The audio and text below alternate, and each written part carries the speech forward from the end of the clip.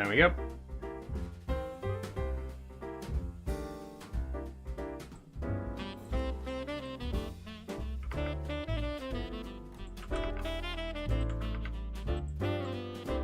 And we are live. Hello, everybody.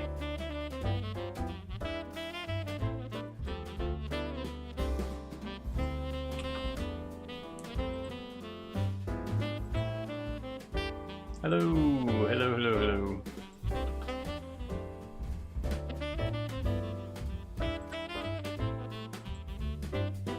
Okay, we're all up and running. Hello, everybody. Welcome back to Train Sim Saturday. It's been a long while since we last played Train Sim on stream. Well over a month, I think. Excited to get back into it. Like I say, it's been a while, but as we're doing a week of live streams this week for Jingle Jam, I thought why not do some Train Sim as well. So that's what we're going to be doing today. We're going to be playing some Train Sim Classic. We got 3 drives lined up, all of which are in the Greater Anglia region. I've had a request from a viewer, Reese, if you're watching. I'm sure you'll join later if you haven't already. Reese requested me to do some drives in the Greater Anglia region, so that's what we're going to be doing today. We got 3 lined up, different time periods, different areas, but it should be fun. And it's also day 6 of my Jingle Jam fundraiser, so before we begin, I just want to mention that this year I am trying to raise £500 for 8 incredible charities. If you're watching on YouTube or Twitch, there's a link in the comments section, and if you're watching on TikTok, there's a link in my bio, or you can scan the QR code on screen. Like I say, there's 8 incredible charities participating this year: War Child, Autistica, Campaign Against Living Miserably, the Trev Project, Become, World Wildlife Fund, Make-A-Wish Foundation, and Wallace and Gromit's Grand Appeal. Any donations you give will be split evenly between all 8 charities. So far we've raised £168, and I'm trying to raise... Well, I was trying to raise 500 by the end of the week. I don't think that's likely at this point, but we're still going to do the best that we can. So please do consider donating throughout the stream. I'll read out any donations as they come in. And with that, we'll switch over to the game and we'll get started with some Train Simulator. Song's ending now anyway. There it goes.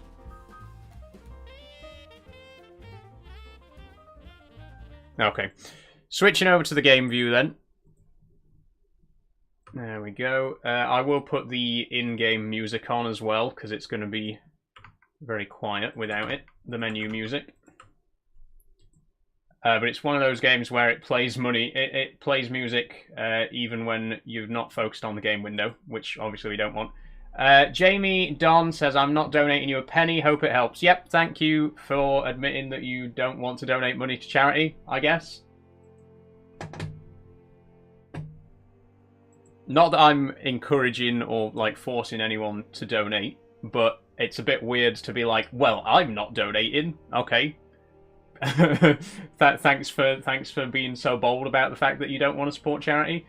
Good luck with the fundraiser, says ZN and Romanu G. Thank you very, very much. Like I say, we're going to be playing some Train Sim today. We got 3 drives lined up at the request of one of my viewers, Reese, who asked me to do some drives in the Greater Anglia region. We're going to start off with the Wherry lines. We got a scenario from Lowestoft to Norwich, which is going to be set in the present day, the Greater Anglia era.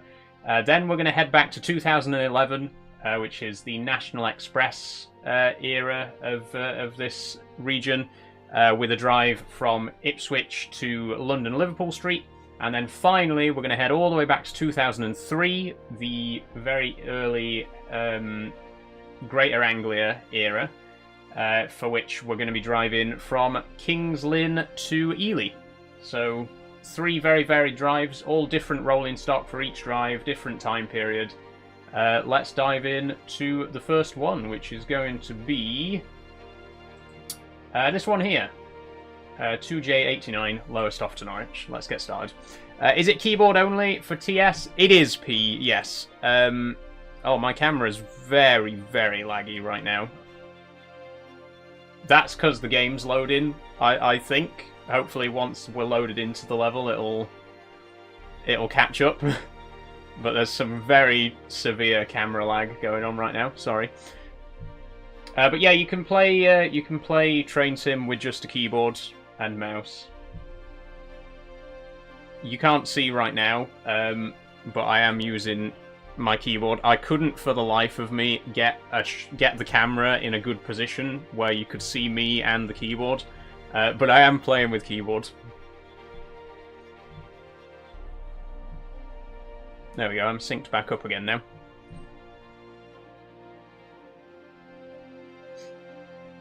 Which pronoun, says Cole? She, her. Thank you, Cole. Yeah, there are some quite interesting peripherals out there for Train Sim. They're very expensive.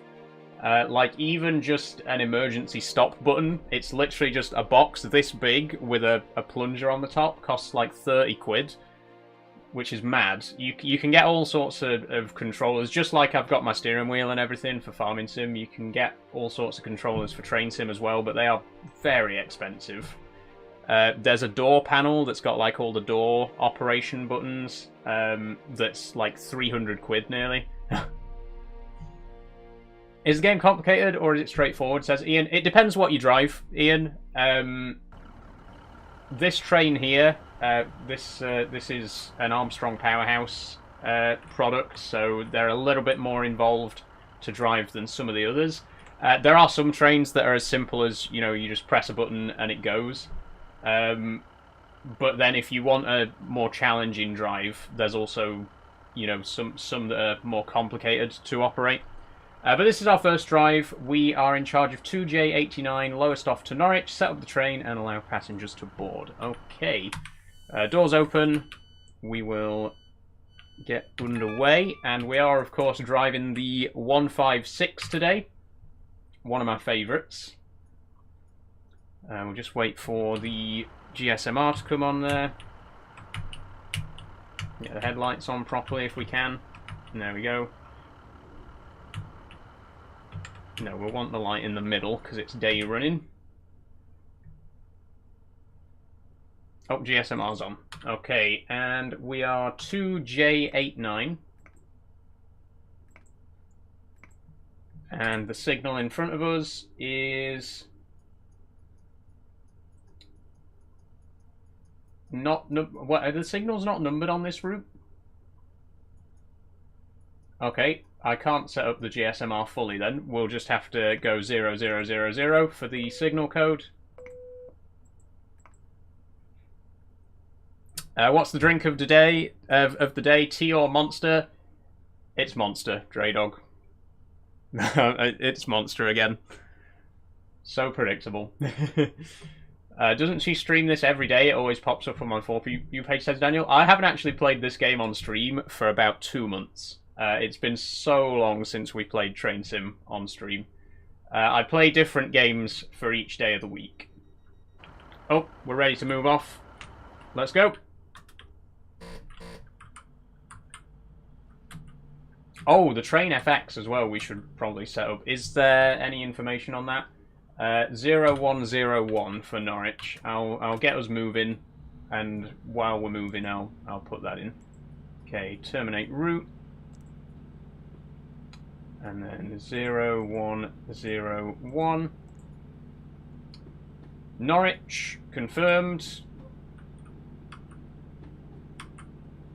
Get back to the proper view, and yep, now the destination display says Norwich. Lovely. And we're off. So this is a fairly straightforward drive. Lowest off to Norwich. It's about 40 minutes. We've got a few stopping points along the way. And there's also a 10-mile-an-hour speed restriction here. So let's slow it right down. And interestingly, we've got the older Greater Anglia branding on this unit, not the newer rounded logo. I've always thought the Greater Anglia livery was quite plain though. It's very, very basic. I mean, it's literally just plain white with a logo in the middle. Compared to something like Northern, which I'm a lot more familiar with because I live in the northern area. that's got a lot more colour and a lot more patterns on it. I've always just thought that Greater Anglia is a little bit boring as a colour scheme.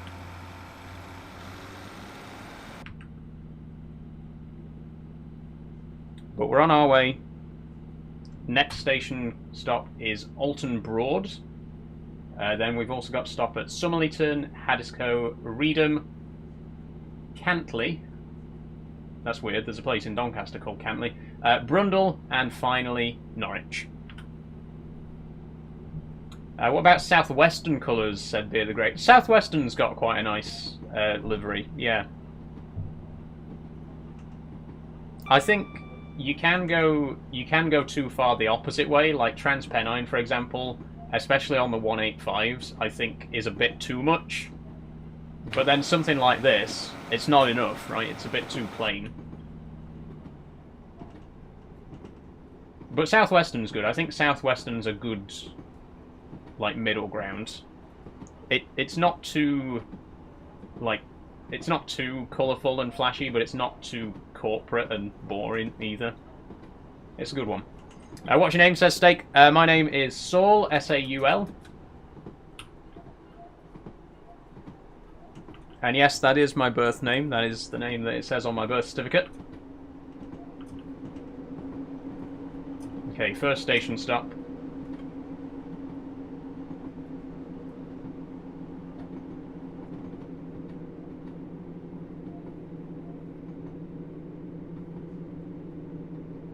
Now, we have got stop markers for this one, so we're going to have to try and be very precise with our stopping. You probably might not see it very well on stream, but on the platform there's a little red arrow telling us the exact point that it wants us to stop at. So we'll try and get as close as we can. That'll do. So this is Alton Broad. First stop of the day. What's the origin of the name Saul? So I was named because my dad is a big Guns N' Roses fan. And Saul is the real name of Slash, the lead guitarist of Guns N' Roses. Which is a pretty cool person to be named after, I think. You know, Slash is widely regarded as one of the best guitarists there is. Pretty cool person to be named after. So when I came out, I thought, you know what, I'll keep it. It's a pretty good name. And we're off again, that was quick.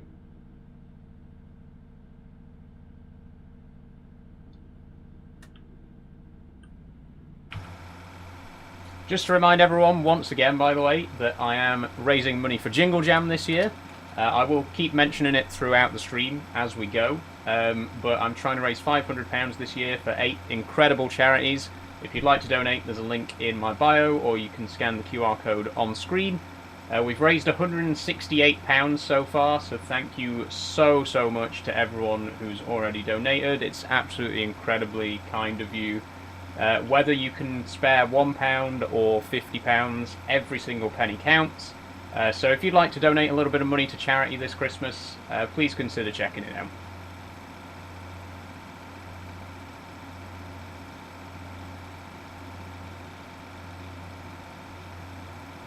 I think we can go full power here.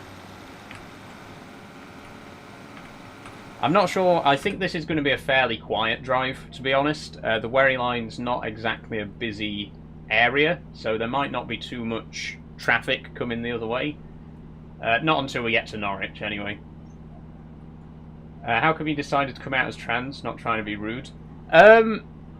I recommend watching my pinned videos about this, Steak, if you want to know more. Particularly the second pinned video on my profile. But I've always felt I never really felt comfortable as a boy when I was growing up, and I could never really understand why. I didn't really know what trans people were when I was a kid, so I didn't really consider that it could apply to me. But I always, you know, felt very uncomfortable, and I could never quite put my finger on what was causing it. And then when I got older, I started to think that it might be caused by gender dysphoria, and that I might be happier if I lived as a woman. And that got me down this whole sort of journey of self-discovery and reflection. And eventually I concluded that, yeah, I would be happier, and I am happier living my life as a woman. It's pretty great, honestly. People ask me quite often, you know, are you happier now? Like, are you really genuinely happier now?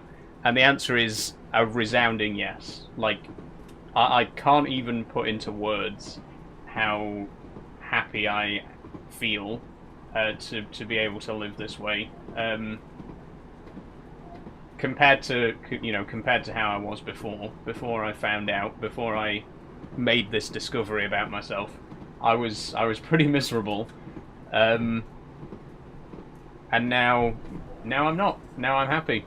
I'm comfortable. I know in my heart that this is the right thing. This is who I am, you know.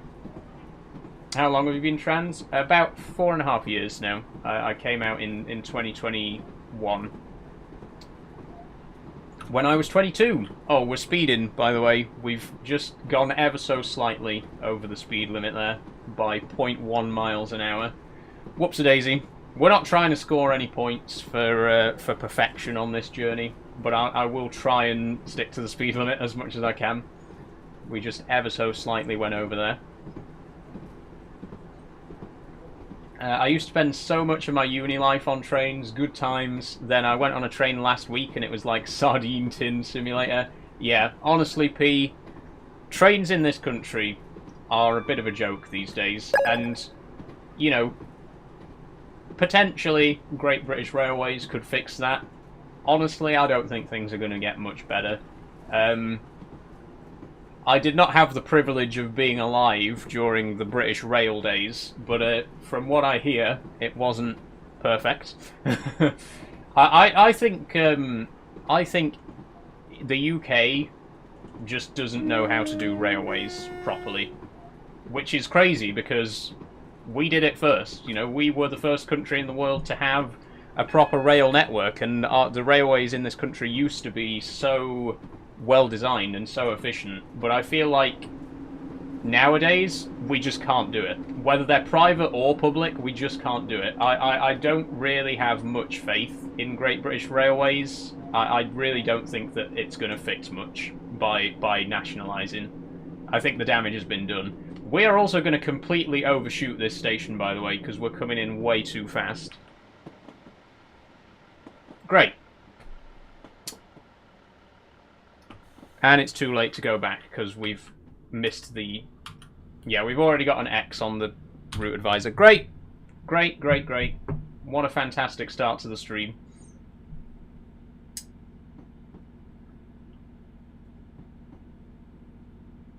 Trains should be the best form of transportation, but they're crippled by bureaucracy and capitalism.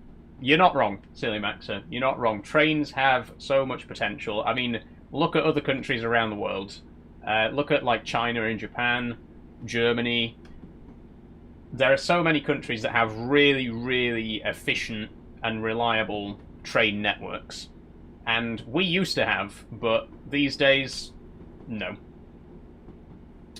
And it is mostly for political reasons. Honestly, it's because of the car industry. If you trace back, you know, all these people who are lobbying against railways and where all the money's going.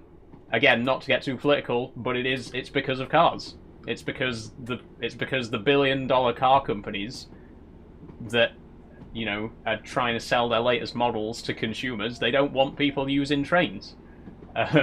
That's why trains are in such a sorry state in this country, because they want people to not use them. What was your parents' reaction to you coming out, says Steak? Very good. Very good. My parents are very, very supportive. My whole family have been absolutely incredibly supportive from day one, which I'm incredibly grateful for. You know, it's always very risky when you come out as trans or gay or whatever else. There's always a risk that friends and family might not take the news well. I was very, very lucky. Everyone in my family was so understanding and so accepting, which is absolutely incredible. I have the Class 37 on this game. Nice one, Tyrese. Sometimes I just want to sit and listen to music and relax for 3 hours instead of take a car, but then that costs me a small fortune these days. Yeah, expensive as well. Trains are so ridiculously expensive in this country.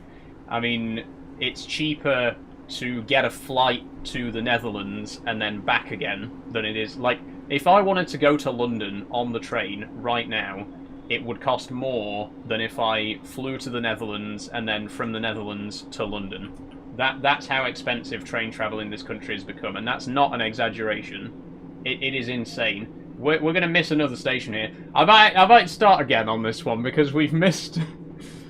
That's the second station in a row that we've completely overshot. I need to get my head in the game. I need to concentrate more. Let's start again. It's because it's all downhill, and I haven't been paying attention to the fact that we've been all downhill, which means that the stopping distance is a lot higher. Let's try again. Sorry, we're distracted you. It's alright, Silly Maxer. It's alright. I need to get my head in the game. What's the game name? This is Train Simulator Classic. And we're currently on the Wherry lines from Armstrong Powerhouse. We're driving from Lowestoft to Norwich. We've just started again because I missed 2 stations in a row. I was a little bit distracted. But I'm not complaining. You know, I'd rather be distracted than just sit here in silence and have no conversation, you know what I mean? I appreciate everyone being here. But yeah, honestly, like I was getting back to what we were saying, train travel in this country has just become so appalling, and I don't believe that Great British Railways are going to fix it. I mean, I don't think that keeping everything private is the solution, but I also don't think that nationalising is really going to work. I think it's going to be a long time and a lot of work before our rail network comes anywhere close to like those in Europe and other countries. You were mentioning uni, P. When I was at uni, I was in uni in Bath. So whenever I came home to visit my family in the holidays, I would always get the train from Bristol to Doncaster. That route from Bristol to Doncaster is operated by Cross Country. It is one of the single longest rail routes in the UK. It runs from Aberdeen all the way to Penzance. And do you know what it's operated by? It's operated by a 4-car train. More often than not, there is a 4-car train on that journey from Aberdeen to Penzance. Over a 1,000-mile journey. It's always completely packed. Every single time I came home for the holidays, it was standing room only. It's so ridiculously mismanaged. Like, you know that is a incredibly busy route. Why is there only a 4-car train on that route? It's stupid, and it's just one example of how mismanaged the resources are. Because then you have other parts of the country that have got, like, trains that are ridiculously regular when they don't need to be. You know, you've got parts of the country that are served by a train every half an hour, even though there's barely any passengers. It's just so badly managed in terms of the resources, you know, being put where they need to be. And, you know, hopefully nationalisation will fix some of that, because it's all going to be operated by one larger entity. So hopefully there'll be some better allocation of resources as a result. But again, I don't have much faith in it, to be honest.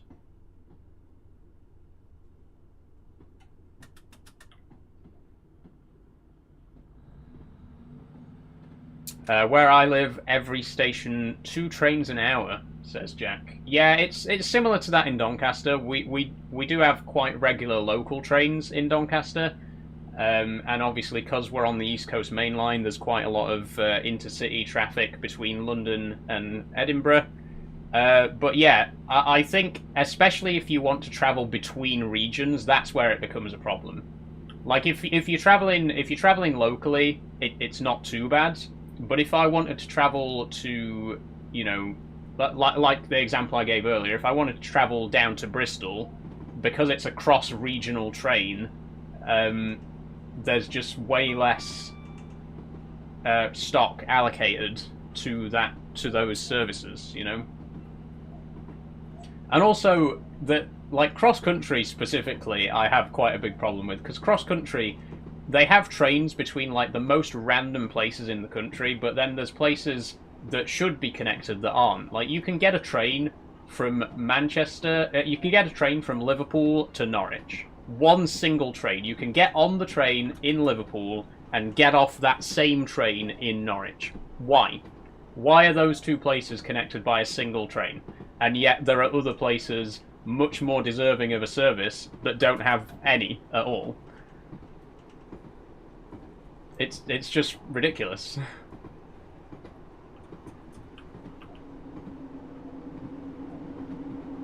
The tube is still effective though, says Silly Maxer. The tube is really good in comparison. You know, I mean, I'm not saying the tube's perfect, but yeah, the tube's a good example of.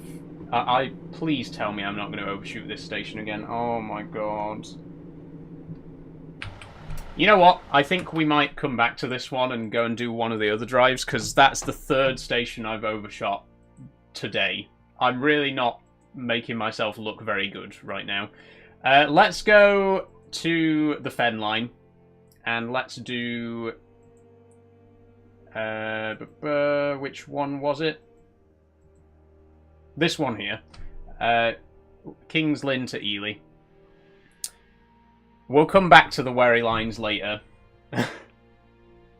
I need something flatter so that I don't keep overshooting.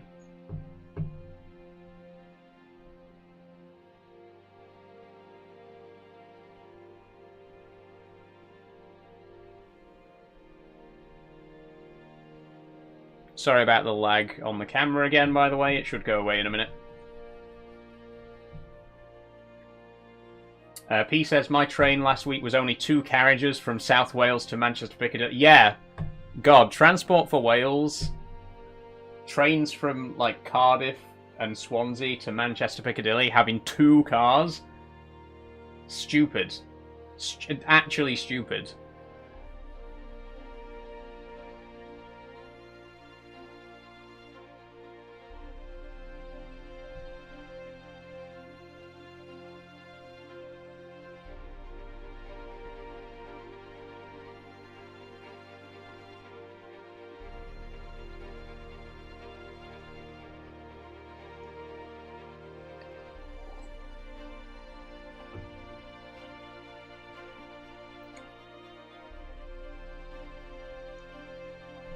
Again, sorry about the camera lag. It's because it's loading right now. Whenever I'm loading into a level, it does that. But it will catch up as soon as it has finished loading. But yeah, this drive, we're going now to the Fen line, King's Cross to King's Lynn. We're going to be driving from King's Lynn to Ely, and we're also stepping back in time a bit. We're going back to 2003. Which is just a few years after privatisation. This is when I believe Anglia Railways was the operating company at the time, but we're driving a London Tilbury and Southend service, which has been substituted in. Is the camera lagging a bit? Yeah, it's because the level's loading, Jerex. As soon as the level's loaded, it'll catch up.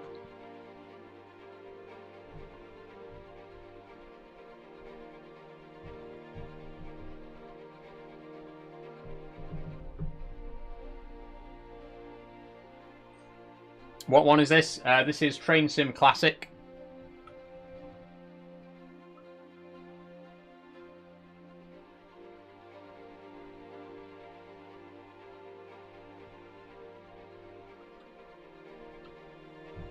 The route that we're driving is the Fen line.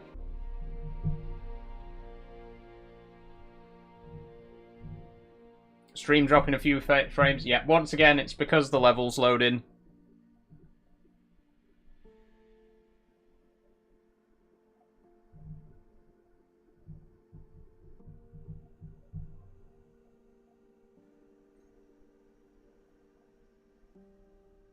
It's taken quite a while. Oh, there we go.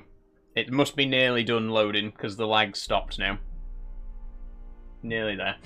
Yeah, I should point out as well, this is not the Alan Thompson version of the Fen line. This is the 4-Aspect Studios version, which only goes as far as Ely. I did consider doing a full drive from King's Lynn to King's Cross, but we wouldn't have had time for it. Quite frankly, we're probably not going to have time for the drives that I have picked out, because we're already half an hour in. The first one was a bit of a write-off, but we'll revisit it later.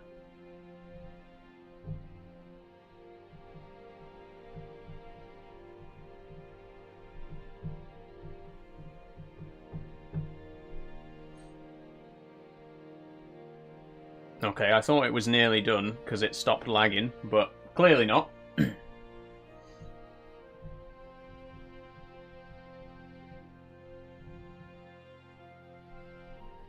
I should have played Train Sim World because I've never played that on stream before.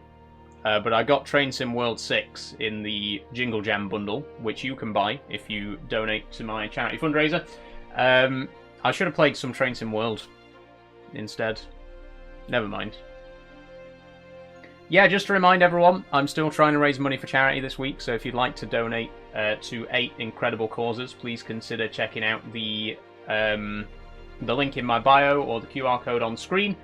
We've raised £168 so far, so thank you very much everyone who's donated. That's absolutely incredible.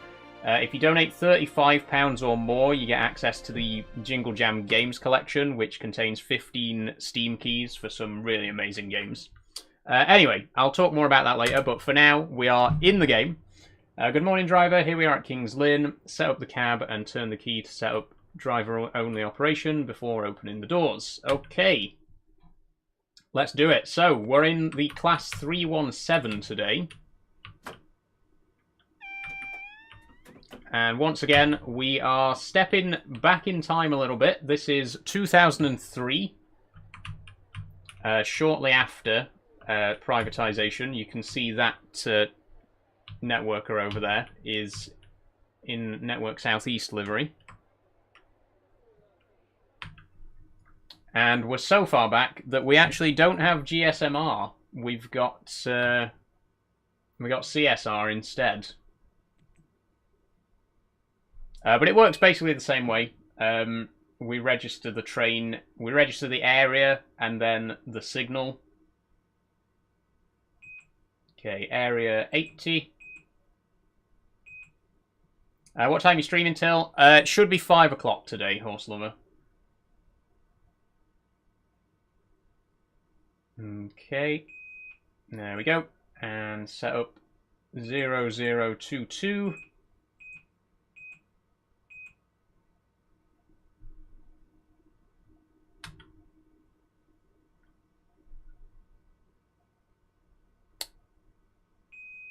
There we go. And set the destination display, which is going to be King's Cross. We're not driving all the way to King's Cross. We're only going as far as Ely. But the train is bound for King's Cross. So we'll set that. There we go. And then we just wait for a minute whilst we finish loading passengers. What's that coming in? Oh, it's a 37.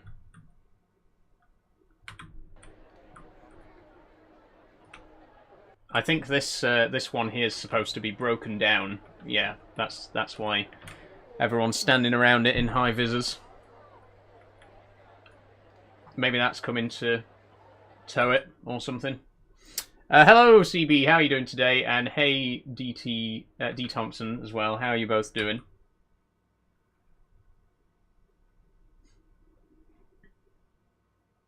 Okay, I'm going to fast forward just a little bit whilst we're loading passengers.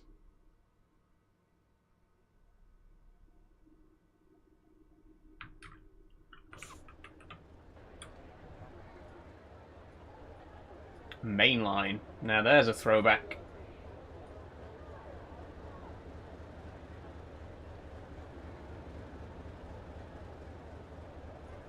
You're welcome for the gift. Thank you for the gift. I can't read your username, but thank you for the gift. Is this Train Sim World 5? No, this is Train Sim Classic. Horse Lover, sorry. Okay, and we're loaded. And there we go, there's the bell, and we're off. So, once again, just to point out, this train is in the wrong region, which is deliberate. This is the London Tilbury and Southend livery, whereas obviously we're at King's Lynn, so it should be Greater Anglia or Anglia Railways. But it's a substitution. I'm in Southend. Nice one, Tomsy. How old are you? Maybe you've seen the 317s back when they operated in the Southend area. They don't anymore. It's the 357s now, which are in the Turbostar family, I believe. This is making my autism tingle. Nice one, Kyle. Mine too. I just got back from my magic performance. I made £600. Nice one, Cairns.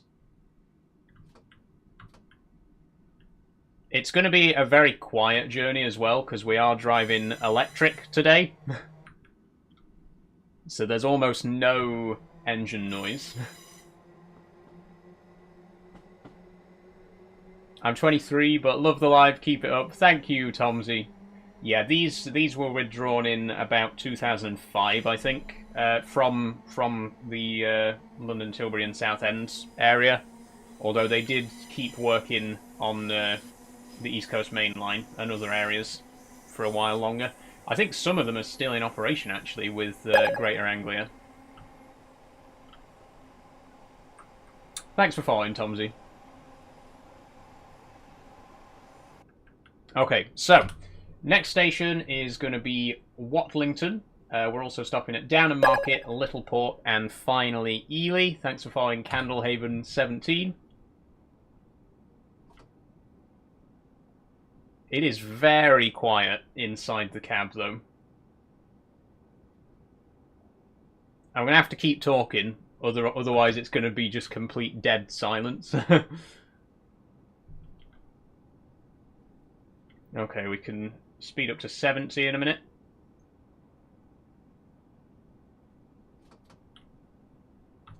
Ooh. Because they're electric as well, they accelerate very quickly. You got to be careful when you're accelerating. There we go.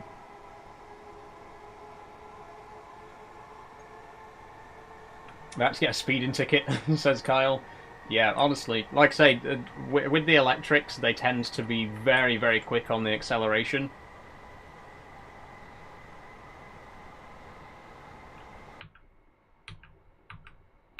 Can we get a good trackside camera? Nope, it's just going to be the overhead camera the whole time.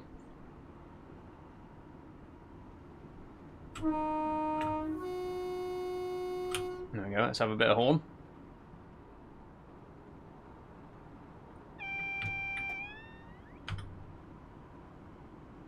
And Watlington is 7:17, so 4 minutes away. We don't need to be slowing down just yet. Oh, we've changed radio area, though. Do I need to... I don't know if I need to be retuning the radio on this one. No passenger announcements? No, Steve. There's not many passenger announcements in Train Sim, unfortunately. There's a few pieces of rolling stock do have them. The 185 from Armstrong Powerhouse, the 800s have some. I've done my own announcements for the 156 for my upcoming Durham Coastline route, which has still not been published, by the way. I apologise. I'm still waiting to hear back from DP Simulation, the makers of the original route. But yeah, not every train has announcements in this, unfortunately. I'm not aware of any that are available for the 317. There we go, let's have a bit of horn, that's what she said, says Kyle. Yeah, might have to clip that. Looks like such a fun game. It is, Louis, it is. I really enjoy Train Sim. This is my most played game on Steam. It's not everyone's cup of tea, but I love it. I've always been a big fan of Train Sim, because I just love trains. I've always been obsessed with trains. Oh, we're speeding. Whoops, we've officially gone over the 90-mile-an-hour speed limit. Like I say, we're not trying to score points for perfection, but I will avoid going over the limit as much as possible. How much more do you need for Jingle Jam, says RH Rides? I don't think we're going to reach it, RH Rides. We still need over £300. But we have raised 168 so far, which is absolutely incredible. Once again, the campaign lasts until tomorrow, so if you would like to donate some money to charity this year, please consider checking out the link in my bio or scan the QR code on screen. I'm trying to raise 500 for 8 incredible charities. We've raised £168 so far this week. Like I say, I don't think we're going to hit the goal, but it doesn't really matter. Any amount is much appreciated, and the fact that we've been able to raise almost 200 for charity is absolutely incredible. Thank you so much to everyone who has already donated. Very, very kind of you. Looks like a dartboard under the phone. Yeah, that's the AWS. I think it's called the Sunflower. I think that's what they call the flashy thing. That just lets you know when there's a signal warning. Like if there's an orange signal, that'll light up, and then as you just saw, once you pass a green signal, it goes back down. We're going to overshoot again. Are you joking?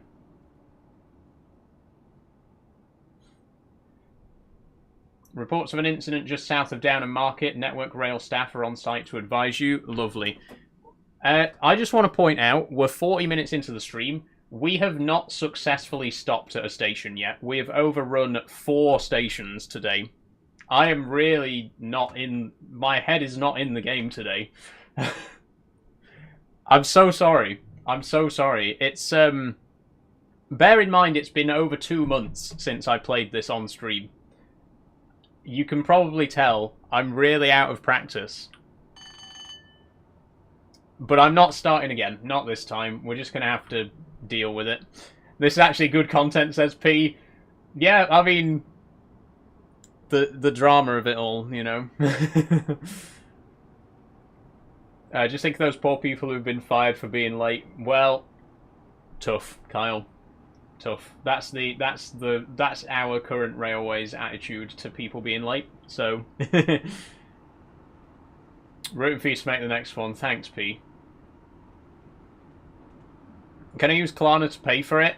You can't, unfortunately, Ellis Parker Blake. I tried because I wanted to donate to the main Jingle Jam campaign, and I didn't really have enough money to pay £35 for the bundle. So I did try to see if I could like pay for it with Klarna or PayPal or something like that. You can't do that because it's a charity donation. You have to pay it all in one go. But again, don't give outside of your means. You know, if you can spare a couple of quid, that's great. But please don't be donating like £50 if you can't afford to do that. St. Clinton says, I enjoy Train Sim Classic more than Train Sim World, which I stopped playing back in Train Sim World 2. I agree. I really prefer this game to Train Sim World. I mean, I think that Train Sim World is... It's very well polished, but I think it's done in a way that distracts you. Like, people think that it's a better game just because it's, you know, a bit flashier and a bit shinier. But genuinely, this is a much better game to me. It's a much better experience. It's much more realistic.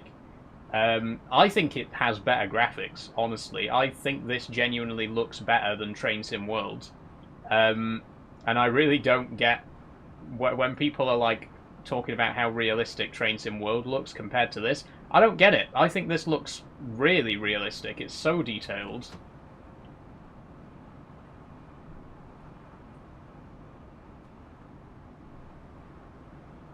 I want to donate, but as Christmas is coming up, it's hard. That's fine, Ellis. Honestly, it's absolutely fine. I completely understand. There's no pressure to donate. If you can, please do. If you can't, that's absolutely fine as well. But yeah, we've raised £168 so far, which is absolutely incredible. If you would like to donate, there's a link in my bio, or you can scan the QR code on screen. You can donate as little as £1. So if you've only got £1 to spare, you know, if everyone donated £1, it'd quickly add up, you know. So, like I say, don't worry about giving a huge amount. If you can spare just a couple of quids, that's still great. And if you can't spare anything, that's absolutely fine too. You don't have to. Hello, do you know the Denture de Go game series? I do, Temerson Khan. I've never actually played any of the Denture de Go games, but I would like to. I would like to.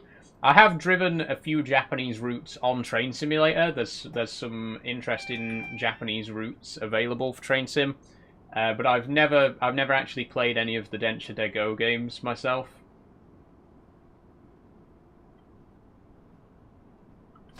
Okay, we're coming up to Downham Market. Let's see if we can successfully stop this time. Shall we?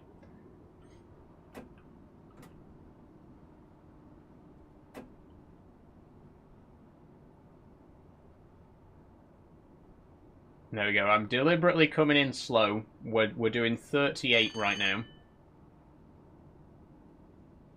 And it's a very long platform, which gives us a bit of extra braking time.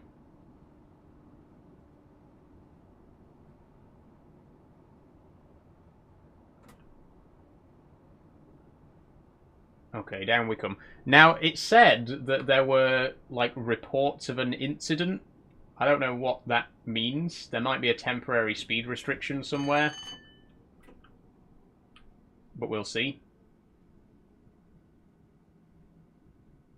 Regardless, this is Downham Market. It's got a nice long platform, which gives us plenty of chance to actually stop at it and not overrun.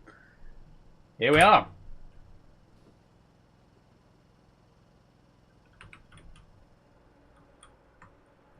Another networker there. King's Lynn.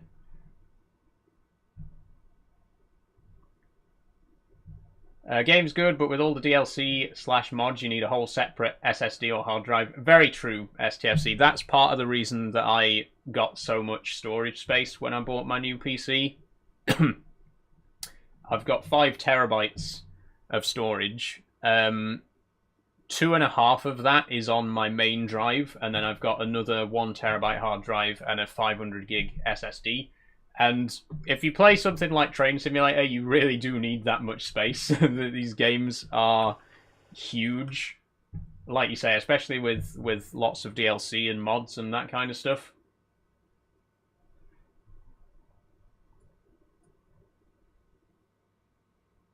Okay, I see people, I see men in high-vis jackets standing there. That's got to mean something. Something's afoot.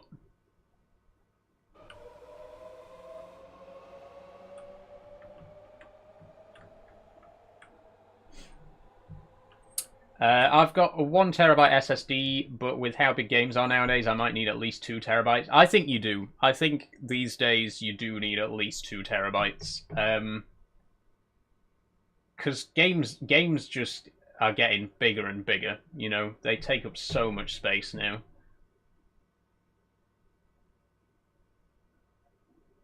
And, like, on my old computer, like... My 1 terabyte hard drive on my old computer was full, and most of it was because of Train Simulator. It's just such a big game. Afternoon, Charlie. How are you doing? I'm going to use the fast forward a little bit again, because it seems like there's quite a long wait at this station. Just having dinner. Nice one, Charlie. What are you having? Hello, driver. Some cows are trespassing. Oh, dear. Please proceed with caution and slow to 15 miles an hour at the warning boards. You may return to line speed once you are clear of the cows. Oh, dear, oh, dear. It looks like some cows have trespassed on the railway, so we're gonna have to go slow as we approach them. But for now, we can continue at 40. Curry, nice one, Charlie. P says trespassing makes it sound like they made a conscious decision to cause problems. I mean, they did. They did. Cows are always causing trouble. They're always causing mischief. Okay, we just passed a temporary speed limit sign. Does that mean the speed limit is in force now? Do I need to do 15 now, or is it further down? I don't know. I'm going to continue at line speed for now. Hold on. Oh, yeah, it's the next one. It's the next sign where we have to slow down. I'm not 100% familiar with the signage for temporary speed restrictions, but there's some flashing lights here. This must be the start of the temporary speed restriction area. So we need to get down to 15.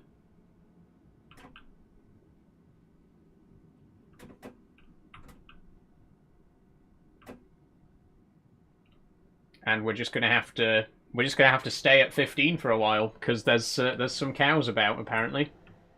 I wonder if we're actually going to see them. I hope so. It'd be pretty boring if we didn't. Oh, I see high visors.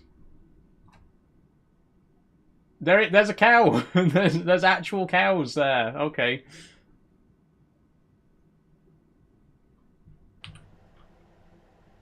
Should I, as we go past, should I honk my horn and scare the shit out of these cows? No, I wouldn't be so cruel. Or would I?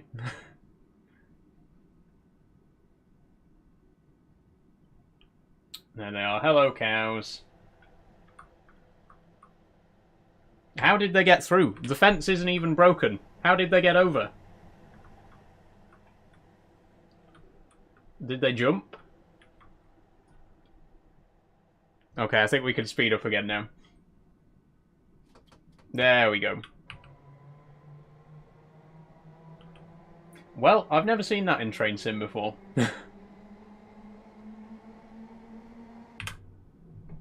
And now we can continue at line speed. We are 7 minutes-ish away from Littleport.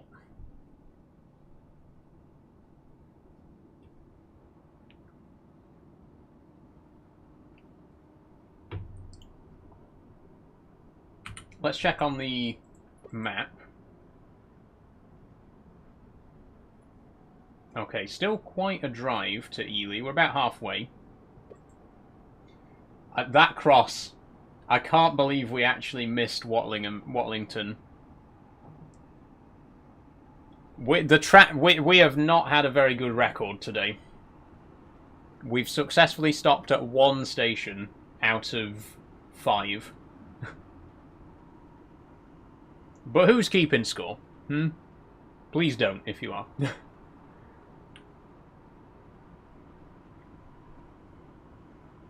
I think after this, we'll do the Great Eastern Main Line. We've got a drive from Ipswich to London Liverpool Street, and then we'll try the Wherry Lines one again.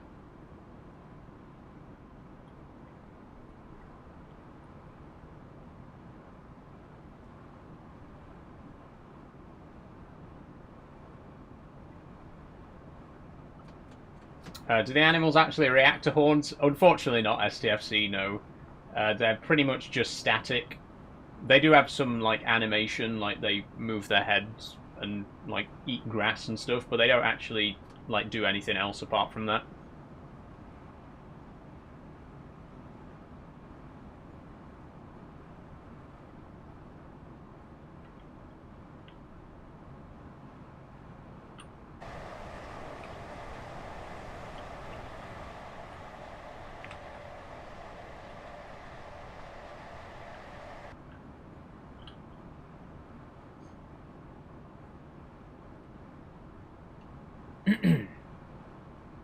I guess I'll shout out the fundraiser again while it's quiet. Like I say, I want to try and avoid dead silence because this train is very, very quiet. But I'll shout out the fundraiser again. Hello everyone, if you are just joining, welcome. We're trying to raise money for Jingle Jam this year. There's 8 incredible charities that you can donate to right now. If you click the link in my bio or scan the QR code on screen, it will take you through to my Tiltify page where you can donate to the Jingle Jam. Like I say, there's 8 really amazing charities being supported this year, and any donations that you do give will be split evenly between all 8 of them. If you have any questions about any of the charities, please feel free to ask, or there's information on the page about each one as well. We're trying to raise 500 this year. We've already raised £168, which is absolutely incredible. Thank you so much to everybody who's already donated. But as I say, if you'd like to donate, even if it's £1, £2, every single penny counts. Please, please, please do consider giving some money to charity this Christmas.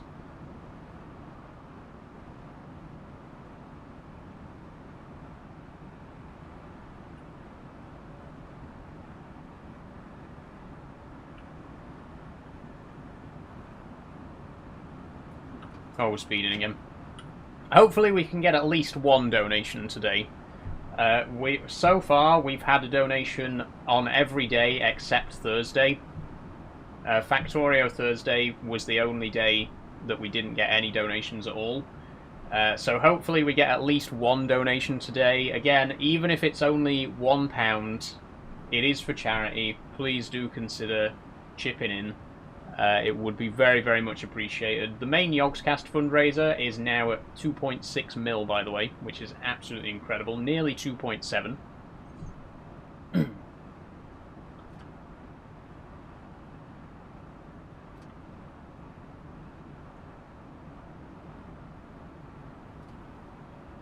Okay, not even going to read that.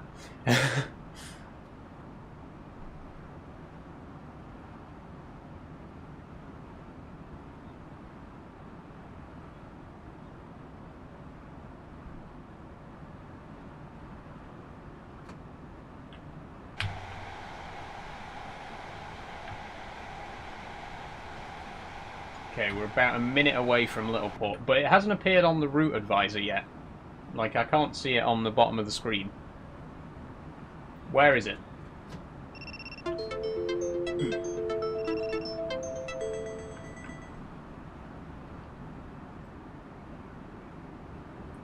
Okay, I think there might have been a slight loss of connection there, everybody. Apologies. Can you still see and hear me all right? Let me know if there's any trouble.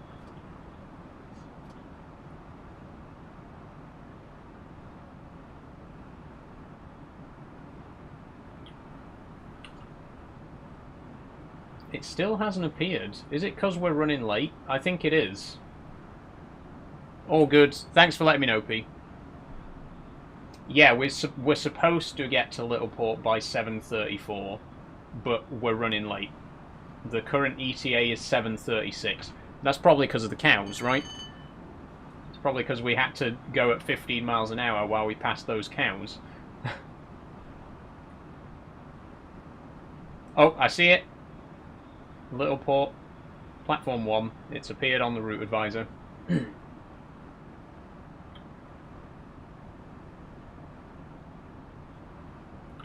Hi on YouTube, Matt. How are you doing today?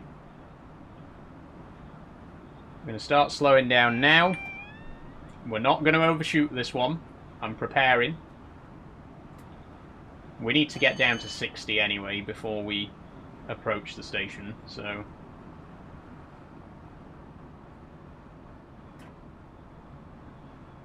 Down we go.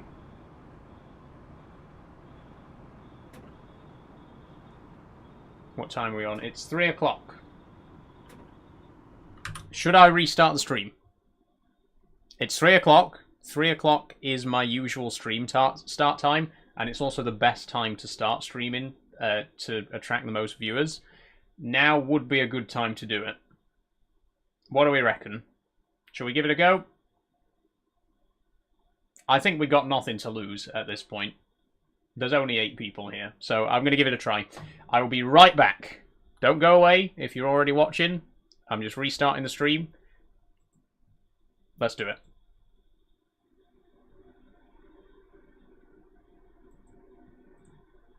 Yep, okay, thank you.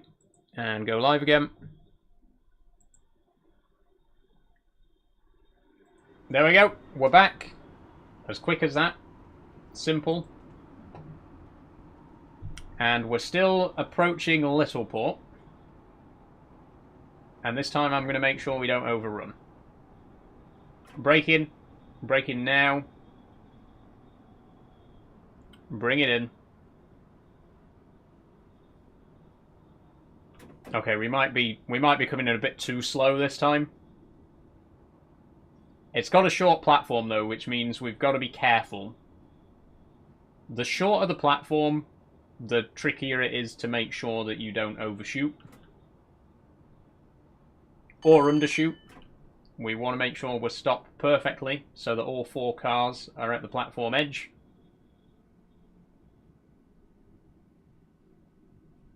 Oh, looks like we might be a little bit under. Nope, we're good, we're good.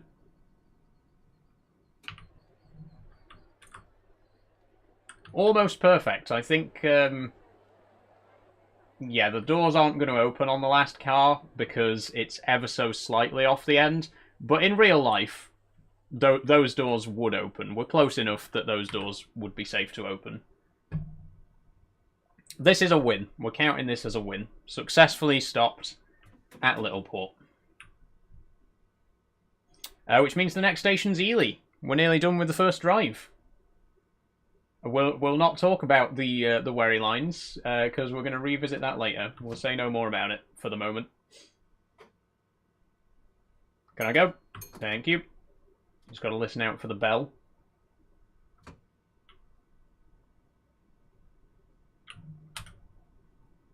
Okay, Ely, 7:43. Currently, expected arrival is 7:44. Although we'll probably make up for that.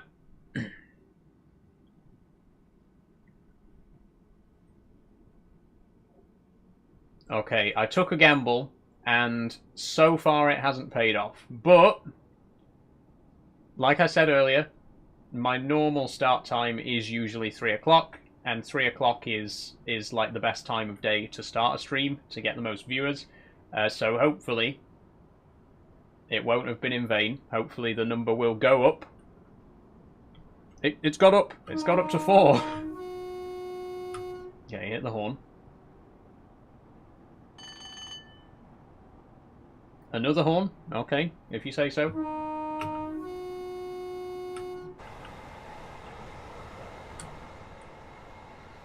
And the speed limit's 80 right now. I think it's double track all the way to Ely now. So there could be some traffic.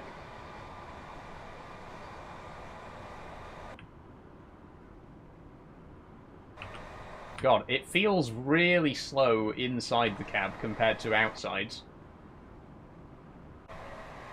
That's bizarre.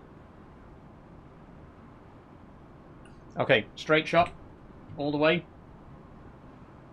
Pretty much.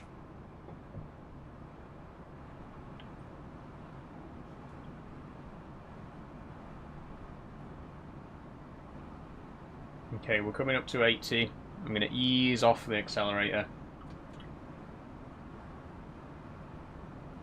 We'll try not to overspeed.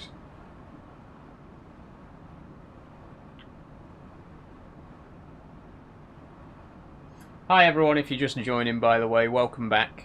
Sorry about the stream restart.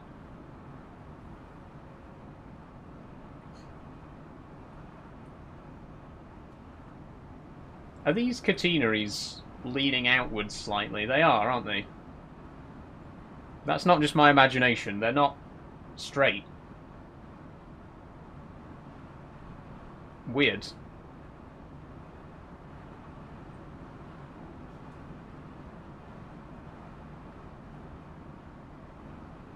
Ah, curve at last.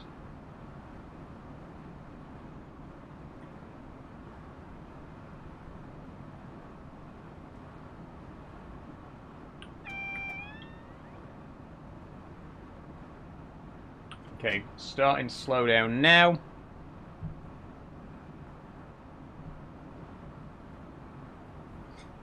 Looks like my gamble didn't pay off today. It worked yesterday. It worked on Farming Sim. But today, definitely not. There's only 3 people watching right now. Please share the stream if you're enjoying it. Because, you know, not to sound full of myself, but personally I think I deserve more than 3 viewers. If you agree, share the stream and help more people to find it, because clearly TikTok doesn't want to help me.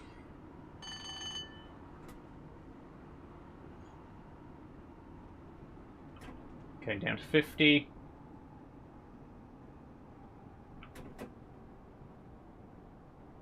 There we go. Okay, we're coming up to Ely.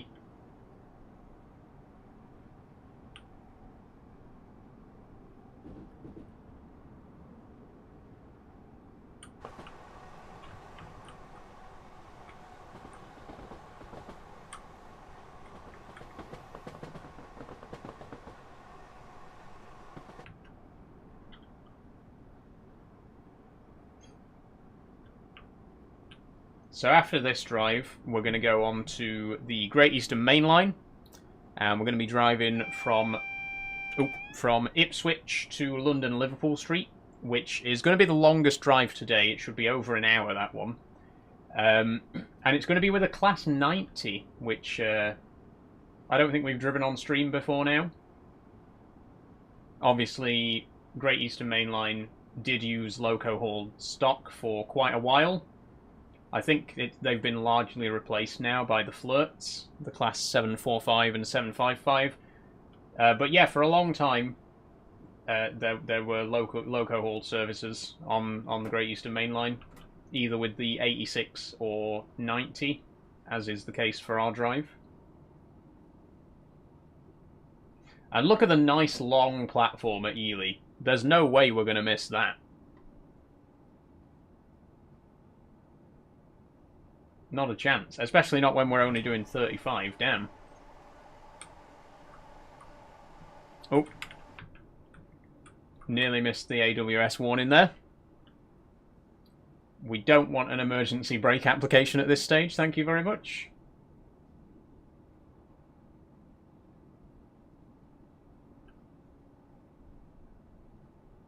Stupendous Train Sim Saturday. Thanks, Chester. How are you doing?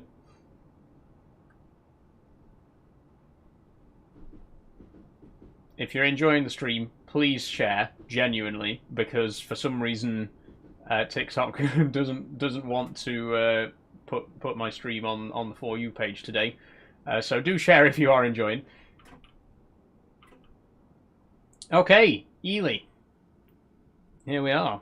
And that's a Central Trains service to Liverpool. That's now been taken over by East Midlands Railway, but they do still run that same service. This is the Norwich to Liverpool service that we were talking about earlier, actually. And it's also the last stop on today's drive. We will not be continuing to King's Cross, because this route doesn't continue to King's Cross. This is as far as we got today. Oh, there's West Anglia Great Northern there. Hi, Philip. How are you doing? We'll use fast forwards because this is the last stop. There's no point in us sitting and waiting. There we go. Bad luck, you did not complete the scenario successfully. I wonder why that could be. Could it be something to do with the fact that we didn't stop at one of the stations? But maybe. But that's our first drive of the day done. We're not going to dwell too much upon the fact that we didn't actually finish it because I missed one of the stations. We'll move swiftly on. Next drive is going to be for the Great Eastern Main Line, and it's the Alan Thompson sim version of the Great Eastern Main Line. I'm going to be driving the Class 90 in EWS livery. An early afternoon run into the street, non-stop after Colchester. Please, driver. Okay, good. And we're fast forwarding. There is going to be some camera lag while the level loads. just to make it clear, because I know for a fact that I'm going to get about 20 people commenting, oh, your camera's lagging. The camera will lag while the level is loading. Once the level's loaded, it will stop. But this is going to be a 75-minute drive from Ipswich to London Liverpool Street. I believe we're calling it Manningtree and Colchester along the way. And then it's direct to London Liverpool Street. So we're going to be, hopefully, we'll get some speed up on this one. That last drive was quite slow, especially with the 15-mile speed restriction because of the cows. This one, we should be able to open it up a bit. That's not your room, says Cold Hands. Strange thing to say. For what reason do you think this isn't my room?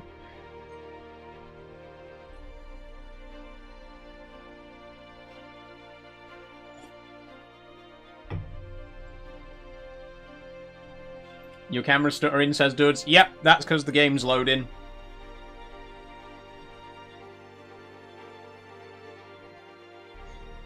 Because you're always live, touch your bed and prove it. What are you talking about, Cold Hands?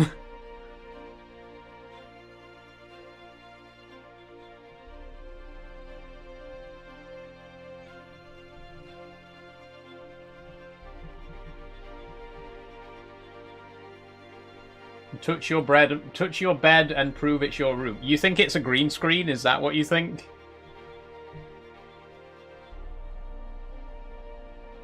I mean, I can't really prove it right now because the camera's stuttering.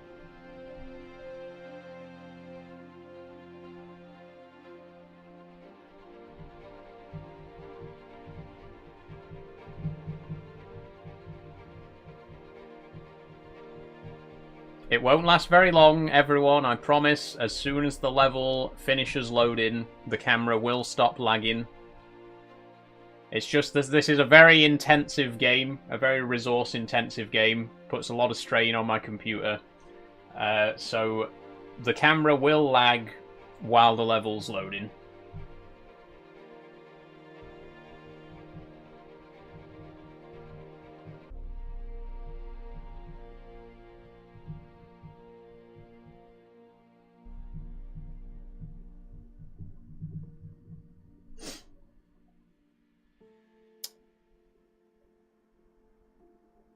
And it might take a minute.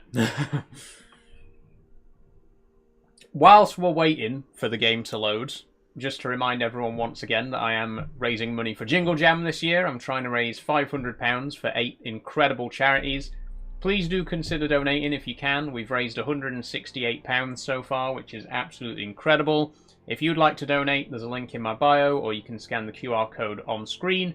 Like I say, any donations will be split evenly between 8 really amazing charities: War Child, Autistica, Campaign Against Living Miserably, Become, The Trevor Project, Make-A-Wish, World Wildlife Fund, and Wallace and Gromit's Grand Appeal. 8 very different but equally worthwhile charities. Once again, click the link or scan the QR code if you would like to donate. Every single penny counts. You know, help me raise a little bit of money for charity this Christmas, if you feel like doing that. Do you live in Norfolk, says Cold Hand? No, I live in Doncaster, Cold Hand.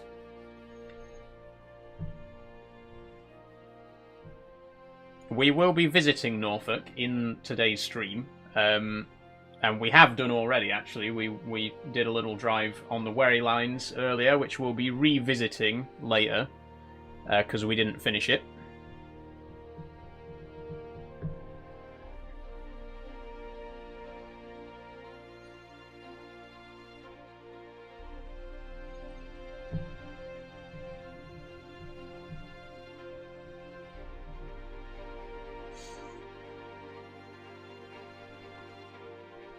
That's the only problem with this game, is it does take a long time to load levels.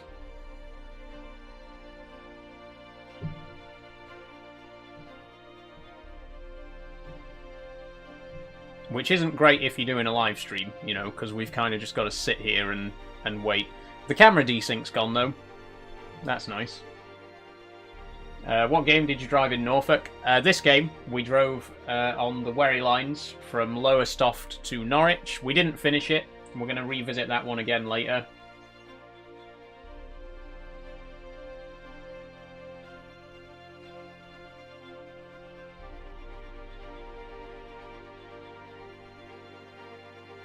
But it shouldn't be too much longer now.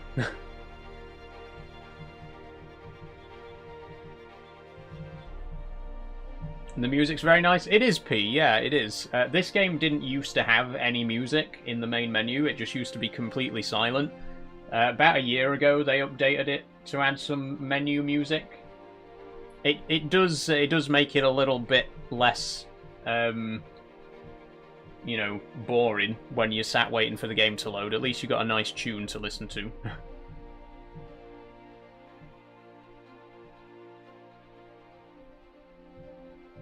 Okay, it must be nearly ready.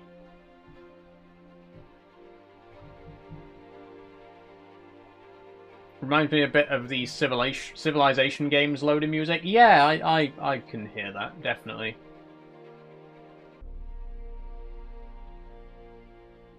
I think next time I play Train Sim, we'll pick one 3-hour scenario to do, rather than doing 3-hour-long scenarios.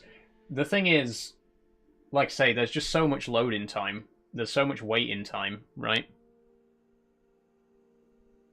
If we just did one drive that lasted for the whole 3-hour stream, rather than having to load up, you know, multiple drives, I think it'd make things a bit smoother. We could do like King's Cross all the way up to Edinburgh, maybe. That takes about 3 hours, right? I don't actually know. I've never done it. I've never gone... Well, I've never been to Scotland for a start. But I've never been all the way from King's Cross to Edinburgh.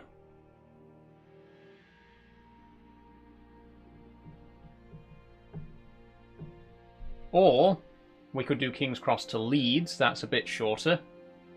And we can definitely do that all in one drive, because there is a route that has the whole East Coast Main Line as far as Leeds.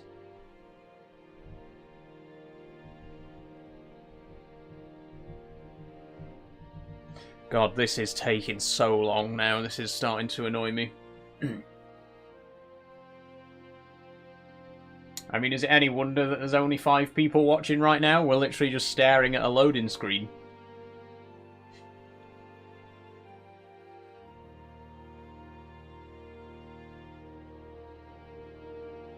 I think next year, because I am planning on doing Jingle Jam again next year, I think we'll pick different games. Like, we'll pick games that I'm not already playing. Like this year, because it was very last minute that I decided to do this fundraiser, I decided, you know, I'll just play the games that I would already be playing.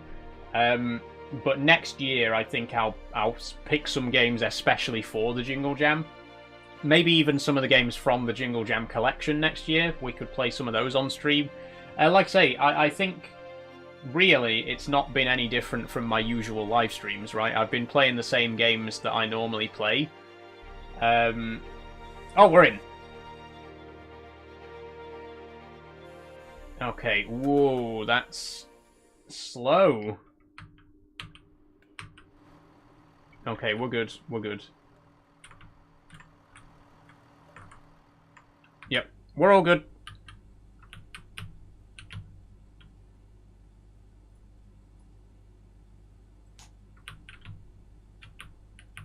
Although I can't seem to control anything.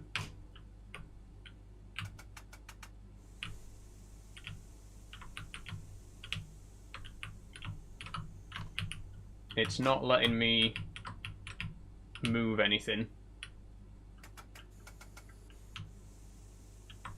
Why is that?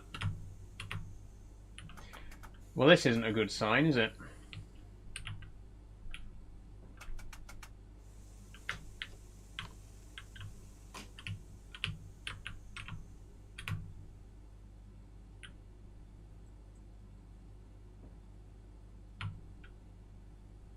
Master key. Ah, yeah. Thank you.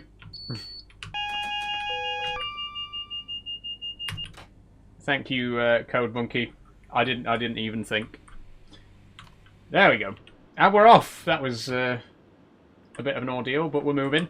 So this is a Class 90 in EWS livery. This is 2011, so it's the early days of the National Express operator era. You can see that some of the coaches have still got the one livery, the blue livery. But some of the coaches have been recoloured to their new National Express ones, like that one there. So it's a bit of a mismatched train. But we are driving the Class 90 with a DVT at the other end.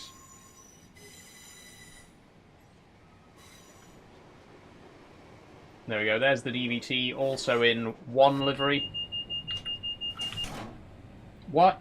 Why have the emergency brakes just gone on? What? Are you joking?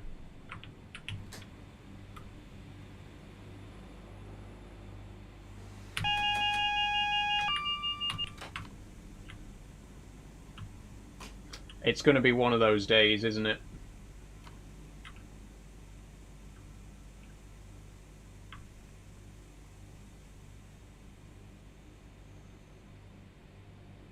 Right, and we're off.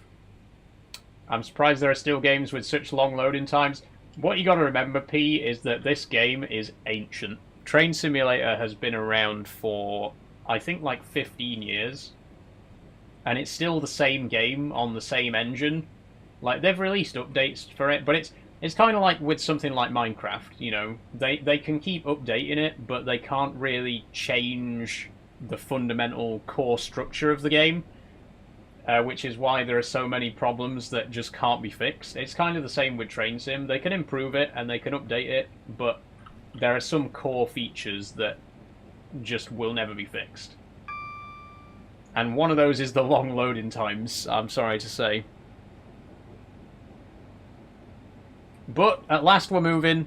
Hopefully no more emergency brake. And we're on our way to Liverpool Street. So we're going to be calling it Manningtree in about 7 minutes. Then Colchester. And then from Colchester it's a straight shot, non-stop, all the way to Liverpool Street.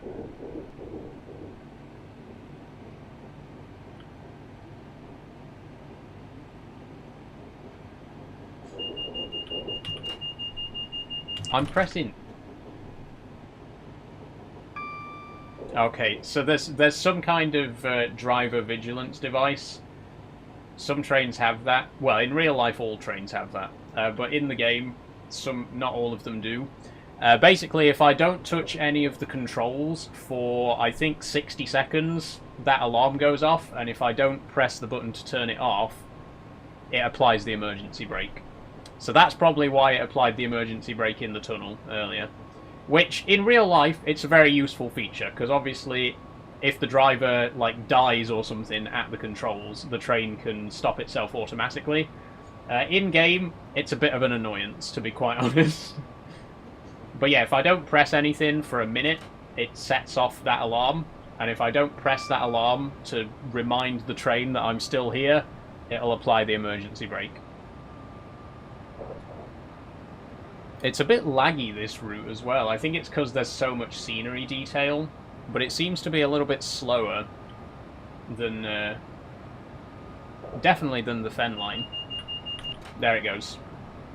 Are these real locations based on real railways? They are, Tom, yep. What is that? Oh, it's a 360. Yeah, I am noticing quite bad frame rate on this route. Yeah, they're all based on real railways. This is the real Great Eastern Main Line from London Liverpool Street to Norwich. We've started at Ipswich and we're going all the way to London.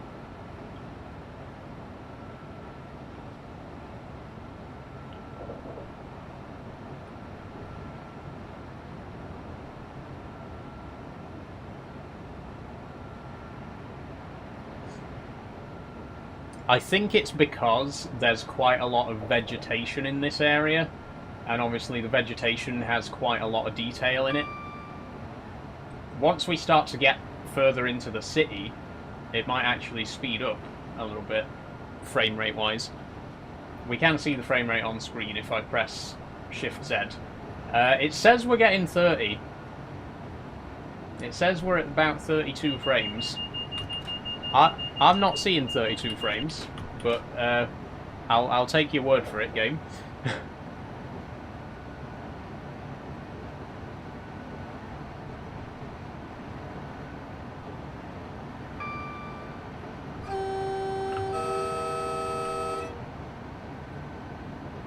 This is not 30 frames. The game is lying to me right now.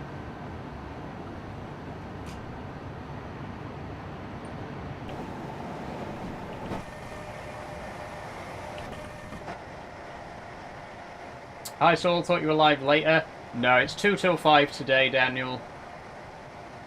And same again tomorrow, it's going to be 2 till 5 for Oddworld Soulstorm, which is going to be our last stream of the Jingle Jam.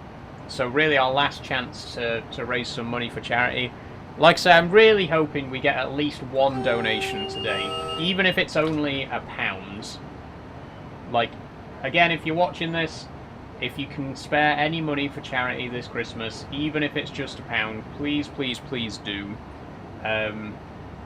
It would be a terrible shame if we didn't get any donations today. You kind of look like Axl Rose, says Barry. Funny, Barry, because I'm actually named after Slash, the lead guitarist of Guns N' Roses, and my sister is named after Axl Rose.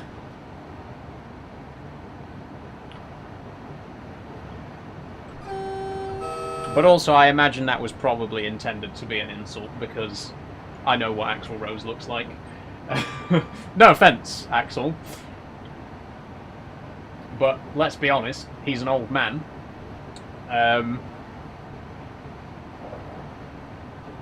Oh dear, my camera's gone out of focus, so I'm struggling not to take that as an insult, to be honest with you.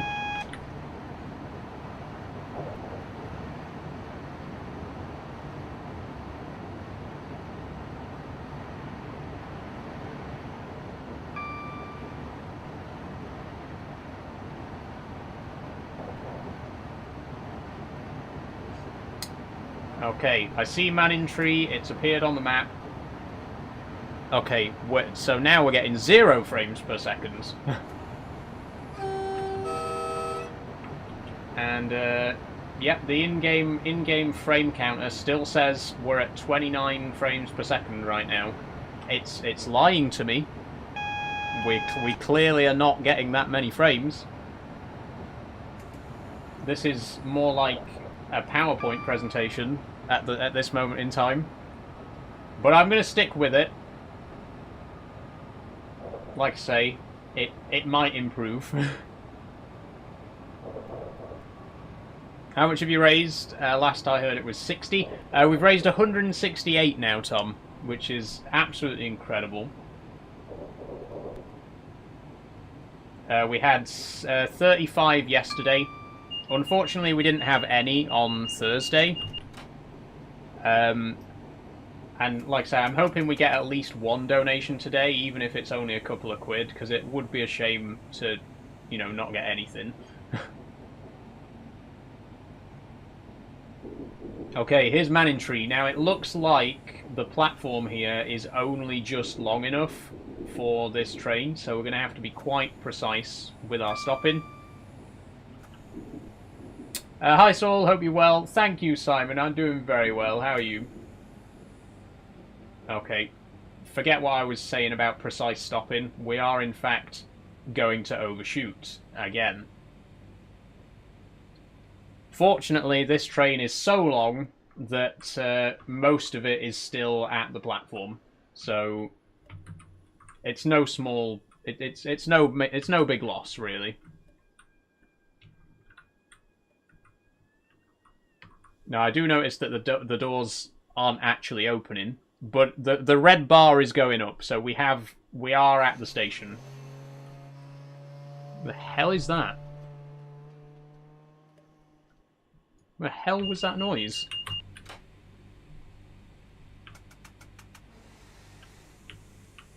Not bad, thank you. Not seen you for a while. No, it has been a while, Simon. I'm doing well. Okay, and we're off again. So next station is Colchester. Should only take us 5 minutes to get there.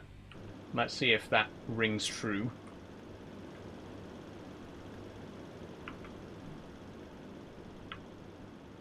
Come on, a bit faster than that, please.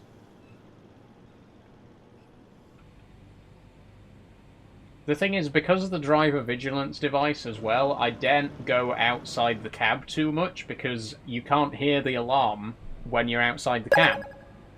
So the alarm could go off while I'm like looking at this camera angle, I wouldn't hear it, and then the emergency brake could get applied again. So I've got to stay in the cab view, which is annoying. There's probably a way to isolate it. Don't know what it is for this train. Thanks for following, Clanderby. Oh, Kean Derby? Is it Kean Derby? Let me know. Yes, okay. Thank you.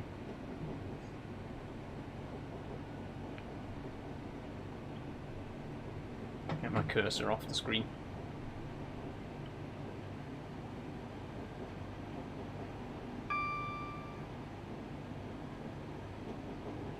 Can I send a heart me or no?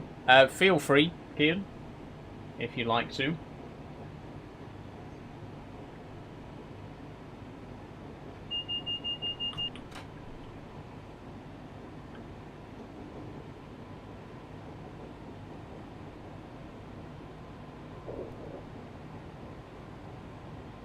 Thank you, Kian. And thank you as well, Simon. Much appreciated, both of you. So we're on the move again. We're now heading towards Colchester. Please share the live stream if you are enjoying, and hopefully we can get a few more people to join. I think when we get to 4 o'clock, I'll probably do another restart just for one last attempt to get a few more viewers in. We're about halfway through, and so far, unfortunately, no donations. But I remain hopeful. What game is this? This is Train Simulator Classic.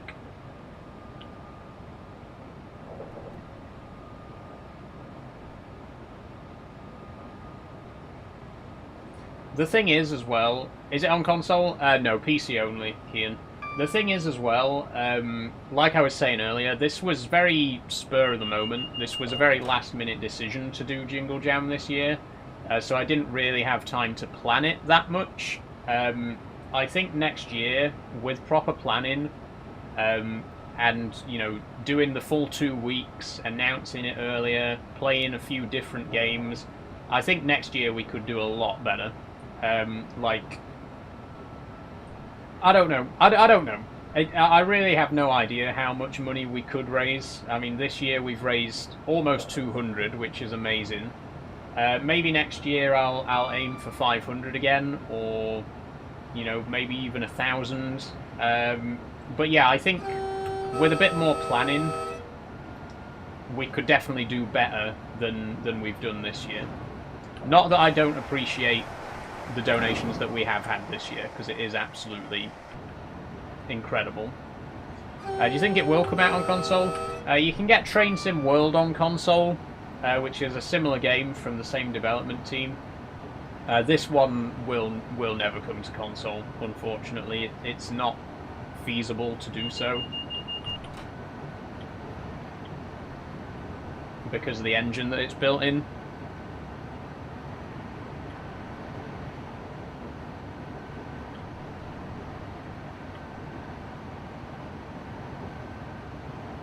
Okay, I'm going now. Thank you for joining, Kian.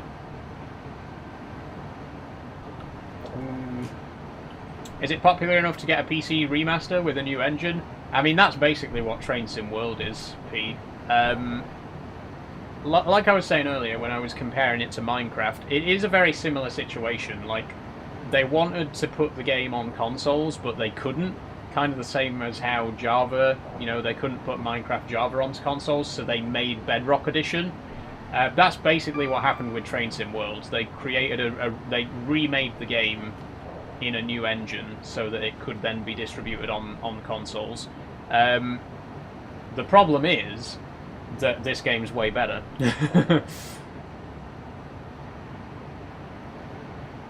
But yeah, like Train Sim World was intended to replace Train Sim Classic, but because so many people still play Train Sim Classic, they can't abandon it.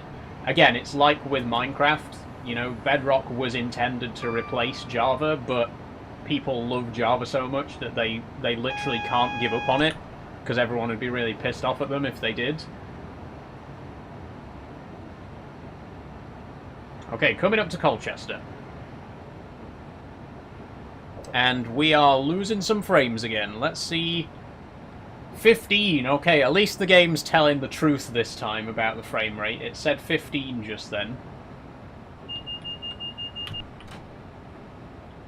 At least it's not lying to me anymore. I can handle it. I can handle the fact that we're only getting 15 frames right now.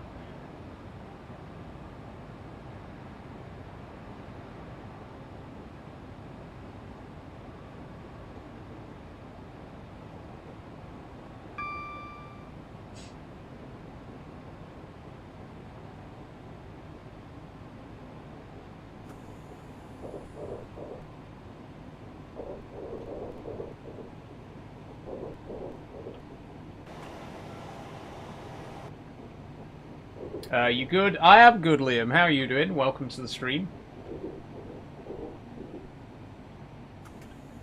Oh, no, don't hit the full brakes just yet.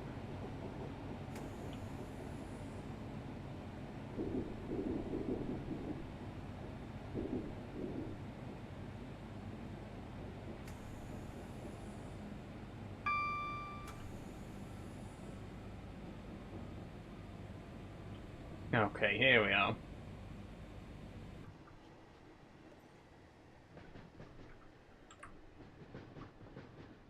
Looks like it might be a perfect stop.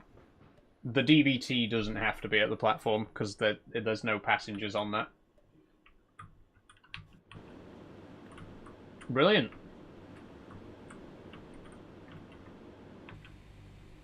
Okay. Stop. Stop. Fucking driver vigilance device. It's pissing me off.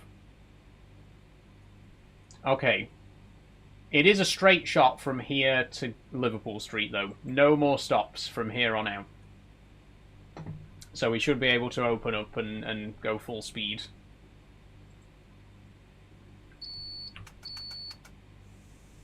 Let's do it.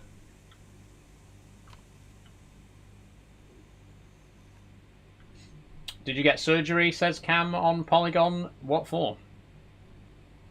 I mean, I don't need any surgery. I've not been ill.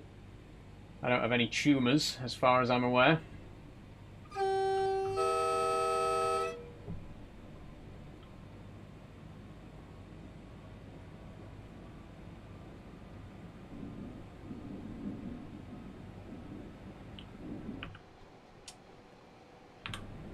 And we're off again. And the driver vigilance device is off again. There has to be a way to isolate that.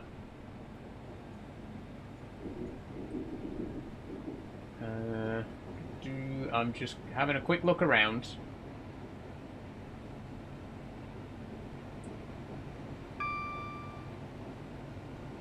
No. Mute.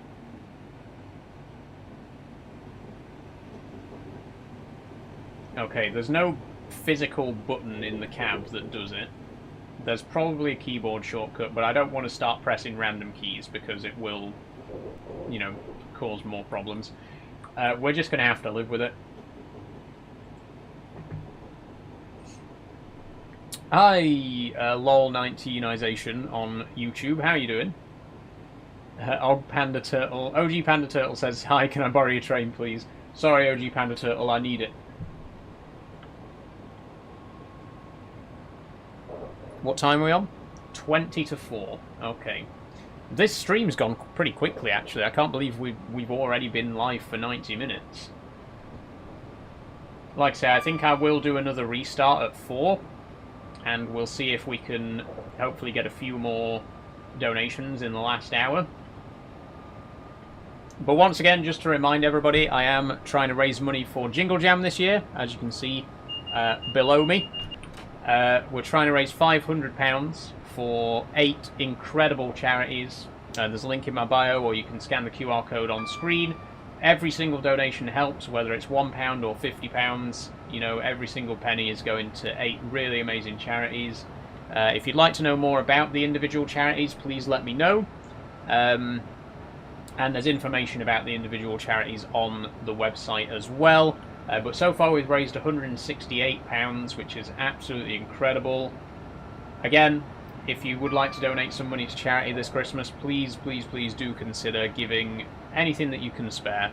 It's all for some very, very good causes.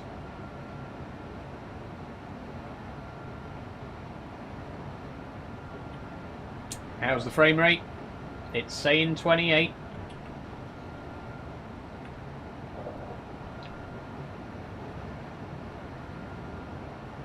In fairness, the game is being rendered 3 times right now, because it's also being rendered on my OBS preview and TikTok Live Studio preview. For some reason, about a month ago, some software update happened where if I close my camera preview, the camera stops rendering.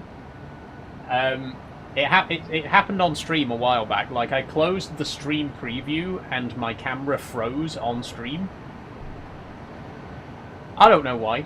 I don't understand. It's stupid. It doesn't make any sense. But for some reason, like, if I don't have the stream preview on my screen at all times, it just freezes.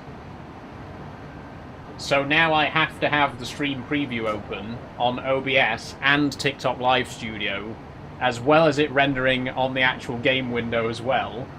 So basically, my computer's rendering this game 3 times at once. Is there any wonder that the frame rate's terrible right now?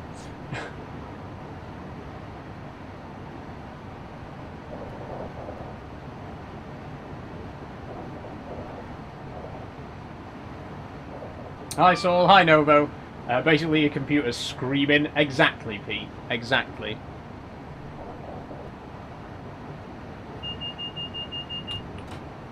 And like, just to test it, just to confirm, I'm going to try turning off the stream preview on TikTok.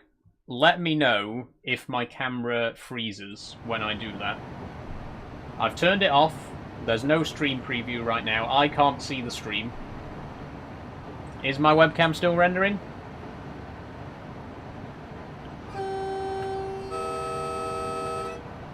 I'm still going.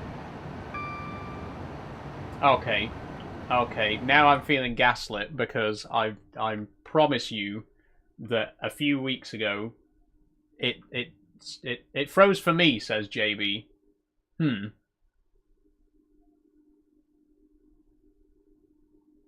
Okay, I'm going to try and turn the preview off.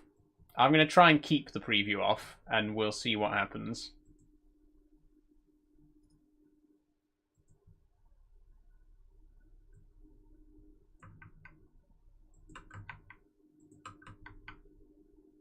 There we go.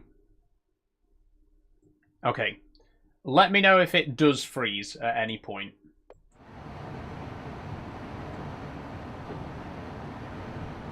If it doesn't, then we might have solved the problem somewhat.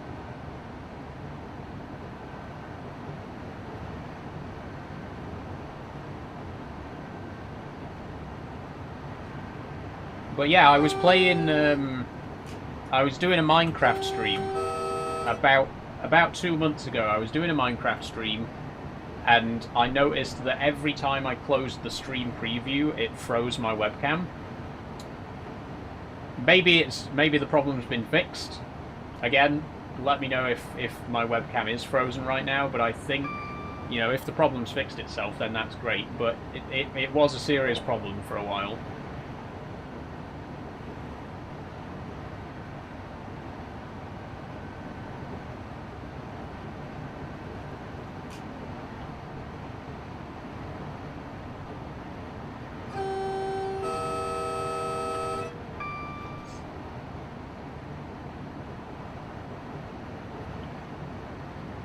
Thanks everyone for liking the stream, by the way, it's much appreciated. Please do share the stream as well if you're enjoying. Like I say, I'm trying to raise money for Jingle Jam this year, so any donations would be appreciated. The more people that see the stream, the more chance we have of getting those donations. So if you're enjoying, please share. Try and get as many people watching as we possibly can today. It's all in the name of charity. It's all for some very good causes.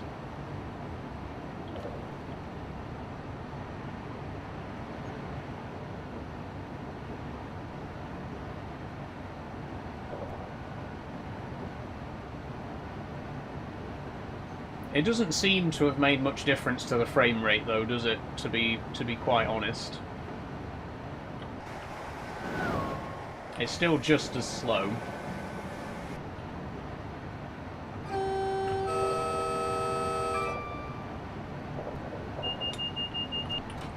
Yo, what's cooking? Says Logs. How are you doing, Logs? Welcome back. We're doing good. We're doing good. We're on train sim at the minute. We're driving from Ipswich to London, Liverpool Street, and it's going to take us about 40 minutes apparently to get there. I hope we'll have time for the other drive after this. We might use async keys every now and then to fast forward time a little bit. We'll see how we go. But right now we'll keep it as it is.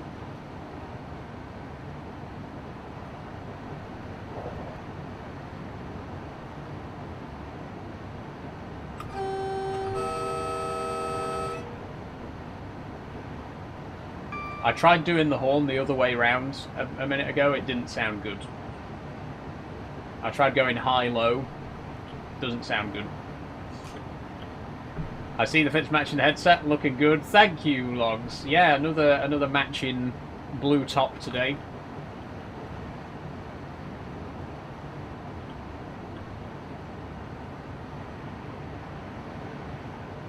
I do like my blue.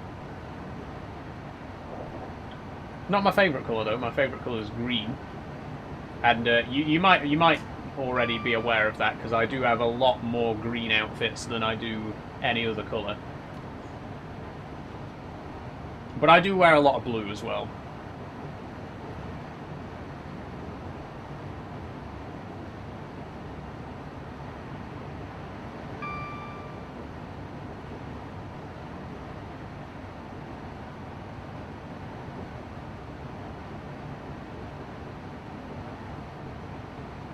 P says it doesn't seem fair that almost every colour suits you.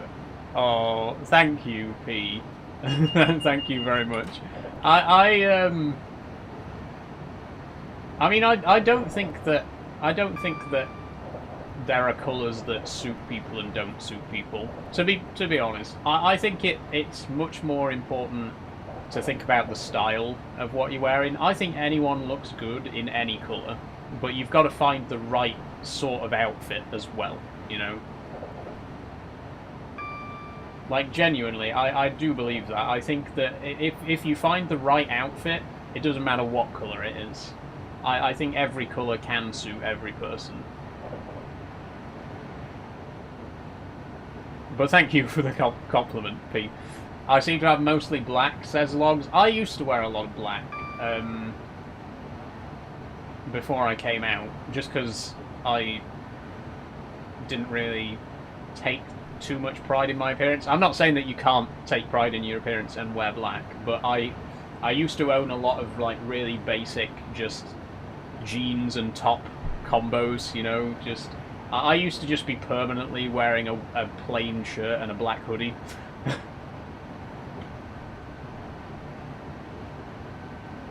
And to be honest, I don't really own much black. I don't really own many black outfits now. I've got a couple of bits and pieces. But yeah, I should invest in some black.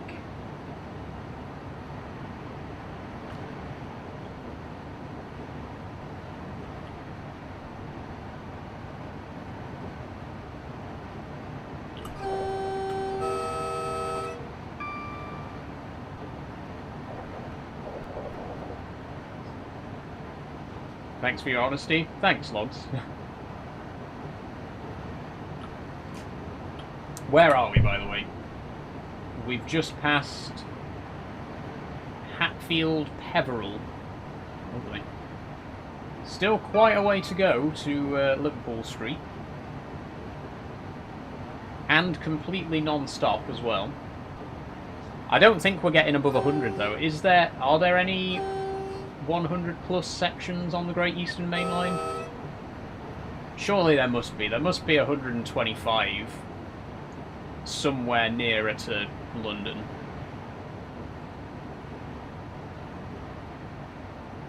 Are you single, says Ryan? I am single, Ryan, and right now I am looking to keep it that way. I'm not interested in a relationship at this moment in time. Just go full Shinkansen, says P. Oh, you know what? Actually, in a future train sim stream, we should do some Japanese driving.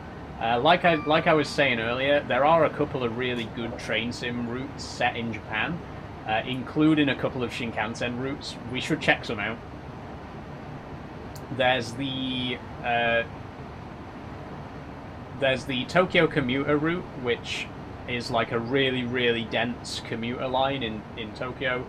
There's the Tadami line, which is, you know, widely considered to be one of the most picturesque railway lines in the world, and it looks absolutely beautiful in Train Simulator. And of course, there's a couple of Shinkansen routes as well. We should genuinely do some Japanese routes in a future stream.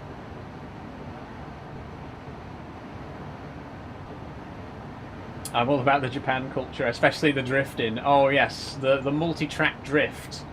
Unfortunately, very difficult to execute in Train Sim, but it is possible. Genuinely, I've done it before where I've accidentally. So sometimes you have to set the points manually in this game, and if you don't do it right, you can sometimes accidentally end up with a train straddling two tracks.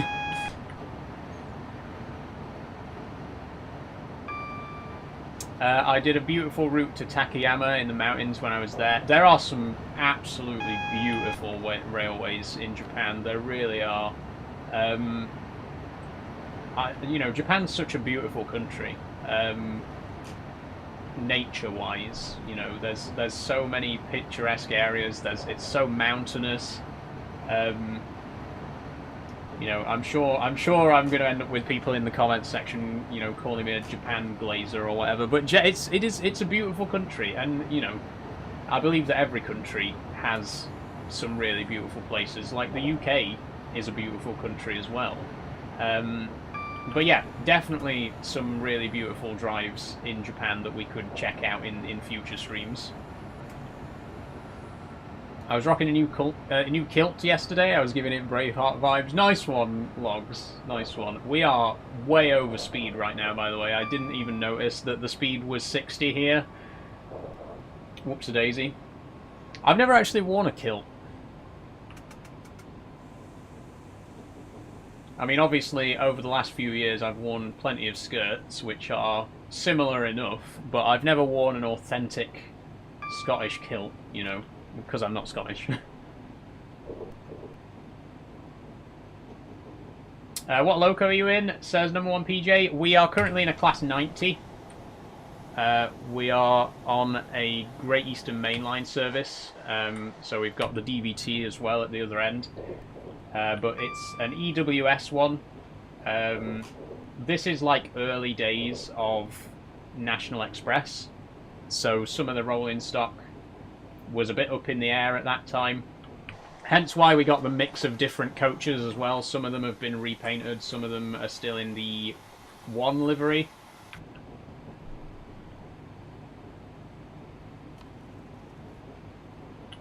Okay, that was Chelmsford that we've just been through.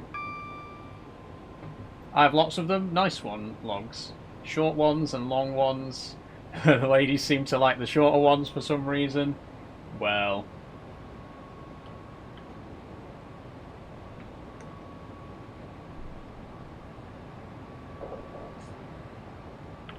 Come on. Try and get back up to 85.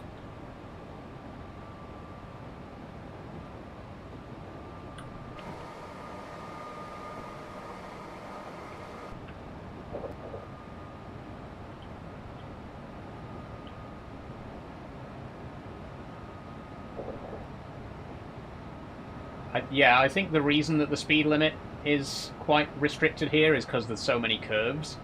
Hopefully, as we approach AWS, as we approach Liverpool Street, like maybe this section here, this looks like we could get up to. There could be a 125 section there.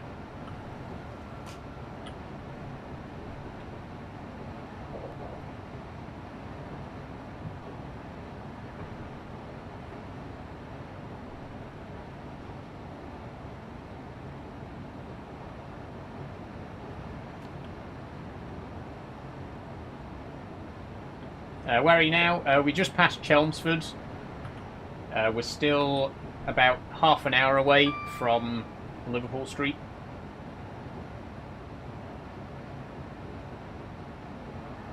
There's another 360. Those the class 360, they're so flat. Like, they don't look real. I know that, and that is what they actually look like in real life. They're just the front is like weirdly flat. I don't like it.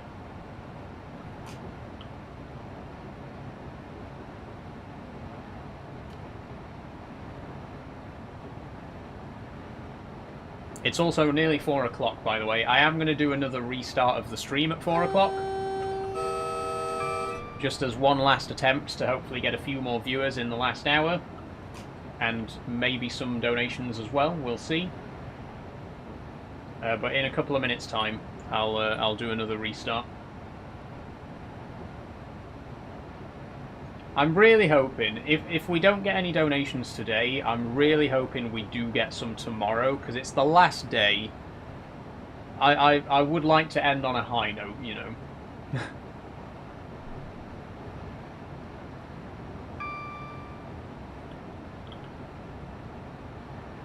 And if you haven't already, please do consider donating.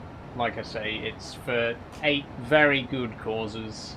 We've raised £168 so far, but I'm trying to raise as much as we possibly can in the next couple of days. There's 8 really great charities involved. Any donations you make will be split evenly between all 8 of them. So give what you can, even if you've got a couple of quid to spare. It's all for charity, right?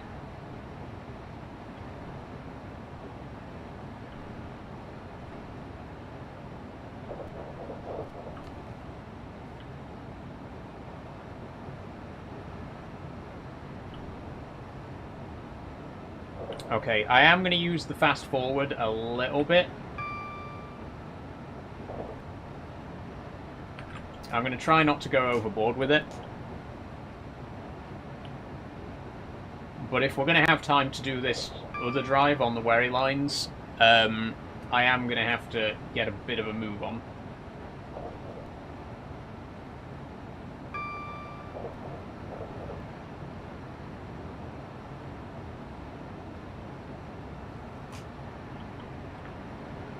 There we go, let's use it again.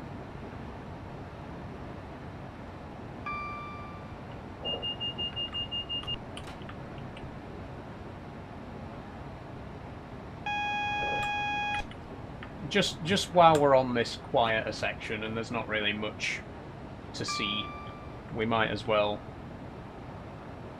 use this opportunity to skip forward a little bit.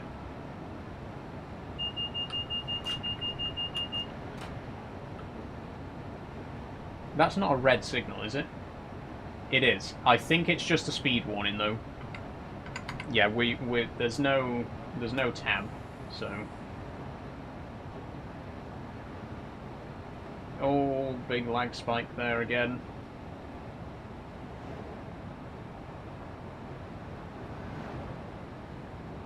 Oh, it wasn't for us anyway. It was for the adjoining line.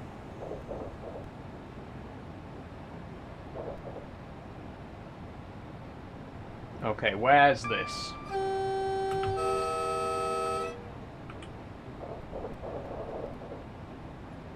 This is Shenfield. I'm really not familiar with this part of the country, by the way. Like, I don't know any of these places.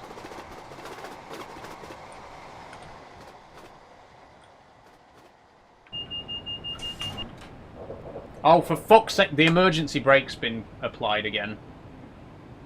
Fuck off.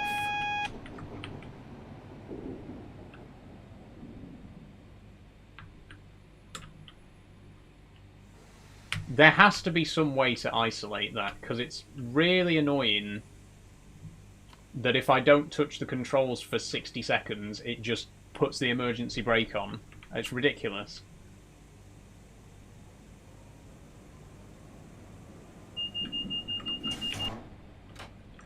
I've just started moving again! Fuck off! Right, how... I'm gonna look it up. I'm gonna look it up.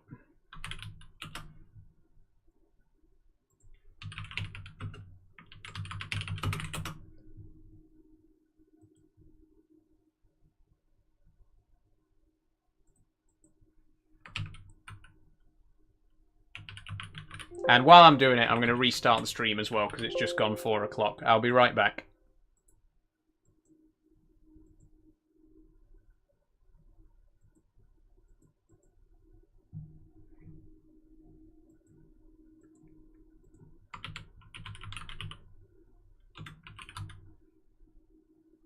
Okay, 21. Yeah, page 21, please, if you can.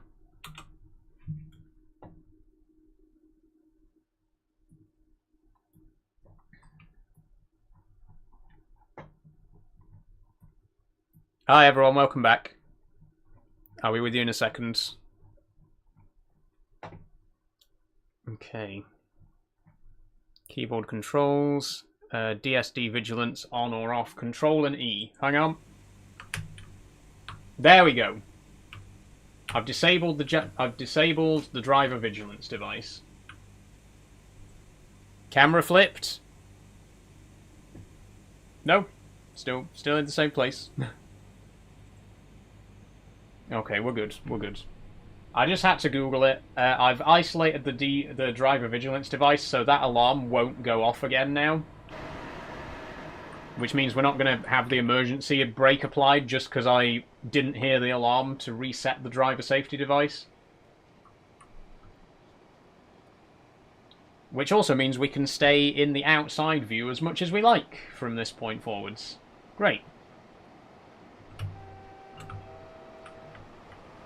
Although we do still have to be aware of signals. And that signal is red. Okay, never mind. We still need to be in the cab every now and then to check the signals, obviously. But we have a bit more freedom to go outside the cab now without the alarm going off all the time.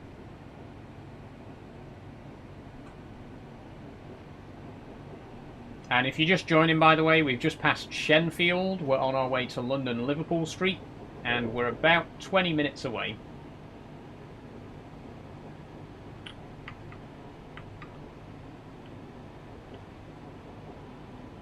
What are you doing tomorrow, says Matt? Tomorrow I'm going to be playing Oddworld Soulstorm, and we're actually going to be finishing Oddworld Soulstorm in tomorrow's stream, which I'm very excited for. Great game that I've really enjoyed playing. It's very much the end of an era. This year we've played through every single Oddworld game on stream. And if you weren't here at the start of the year, you can watch all of them on YouTube. They're all available as VODs.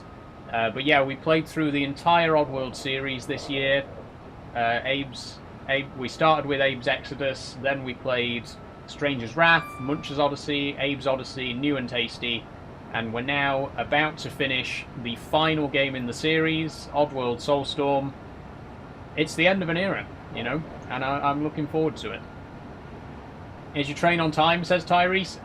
I think so, yeah. I think we're keeping good time on this one. I mean, we have had a couple of unplanned emergency stops because of the driver vigilance device, but we should be good.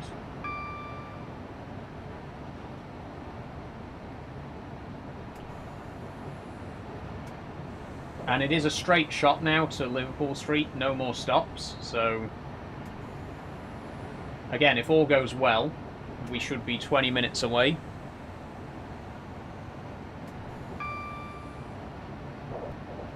We are downhill at the minute, so I'm just keeping an eye on the speed. Trying not to go too fast.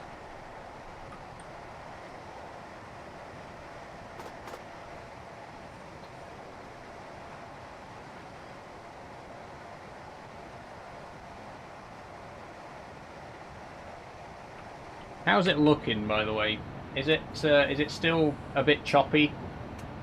I think it is. It's still telling me that I'm getting 25 frames right now, but it feels very choppy, and I'm sure it's coming across on the stream.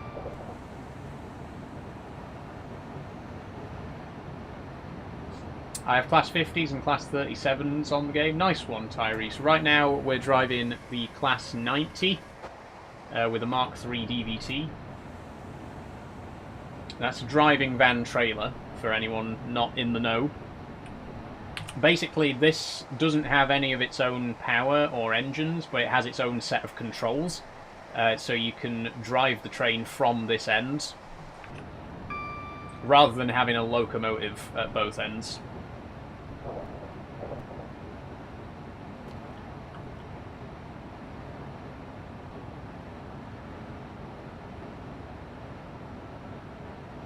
Okay, we can pick speed up again now. We're on level ground.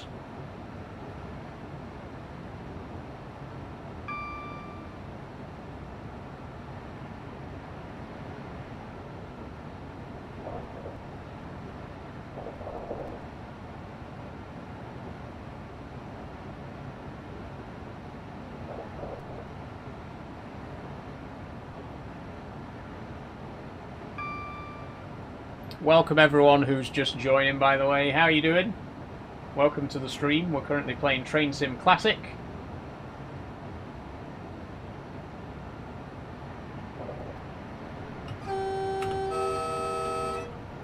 And despite the lag, we are currently passing... What's that say? Giddy Park? Okay. I don't know any of these places. I've never been to the southeast or East Anglia. I've been to Yarmouth once, but I was 3 and we went in a car, so that's not really relevant.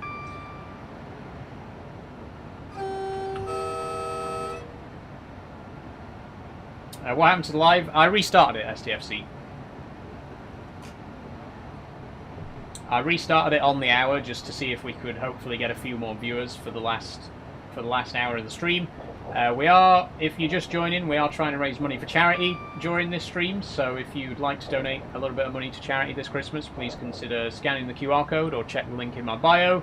There's 8 really great charities in this year's Jingle Jam: War Child, Autistica, the Campaign Against Living Miserably, Become, Make-A-Wish, the Trevor Project, World Wildlife Fund, and Wallace and Gromit's Grand Appeal.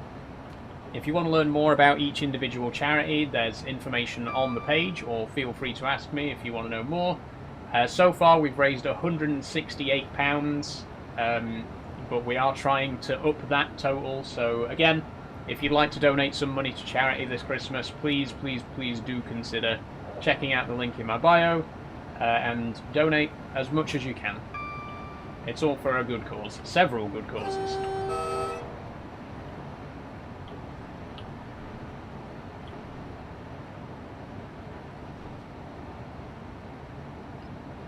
Okay, we are 15 minutes away from Liverpool Street. I think I might have to use async keys again.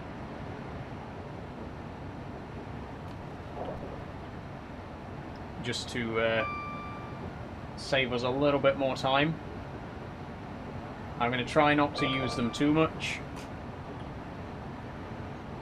Just waiting for my dad at my local station in his Class 66 and give me megatones, can't wait. Nice one, Tyrese. Your dad's a train driver, cool.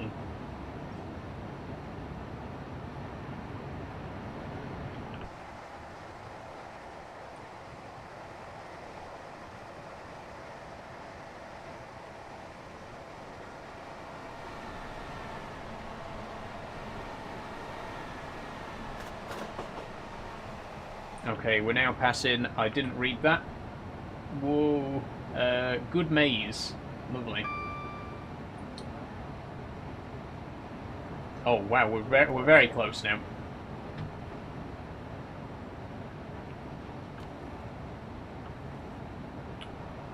Get the speed back up again.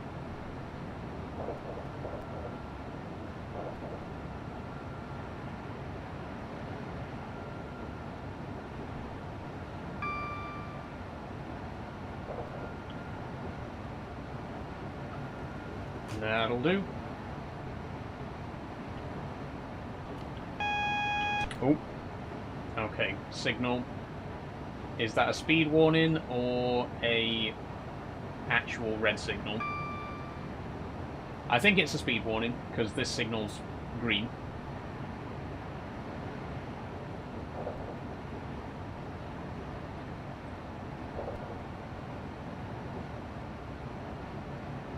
The vegetation's a bit overgrown here. Battering against the side of the train.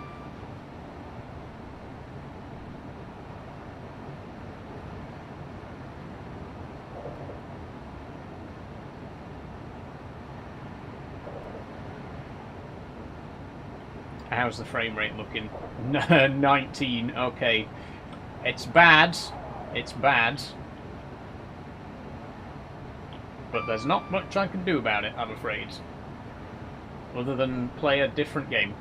Which is too late for that. We're too far in.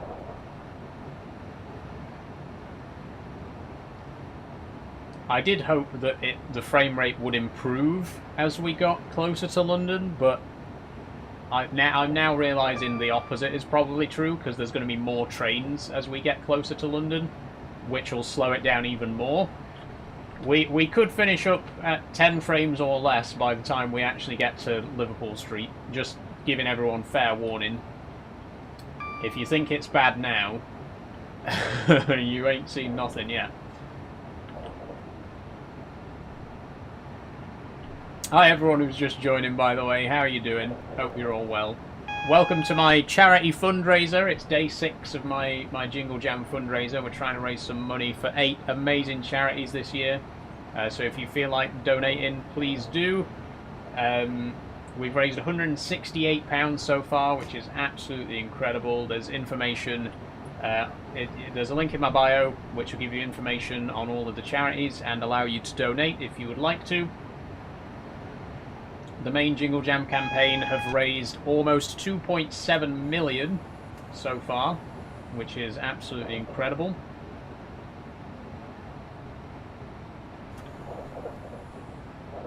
Okay. Okay. We are now at 14 frames per second, I'm seeing. Wait, is that a... That's an orange signal. Okay. It is getting worse, isn't it? It's getting really bad now. We've still got another 10 minutes to go to get to London.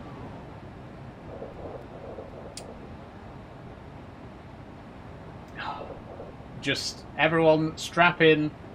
Think of England.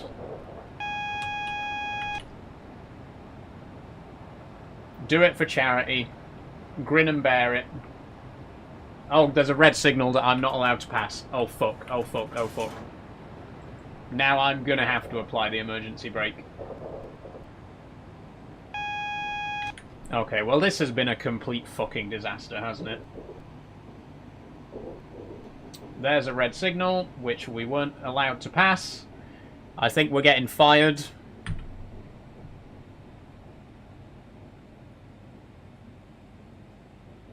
I might end this scenario here. I think we're going to end this one early. The lag is getting unbearable anyway.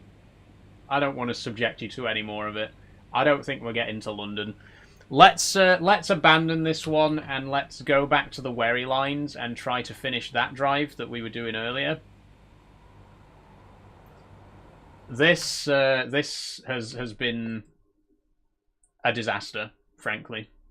How's the stream going? The stream's going great, Jarek. The game, not so much, but the stream has been good so far. Unfortunately, very quiet.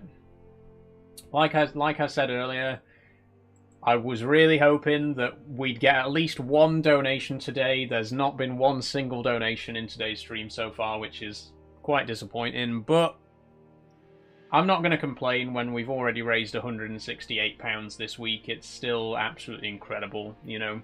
I think I've been worrying too much about getting a donation every single day. It doesn't really matter, you know. It doesn't matter if we don't get any donations today. We've raised £168, which is fantastic. But hopefully tomorrow we might get a couple more, you know, since it's the last day.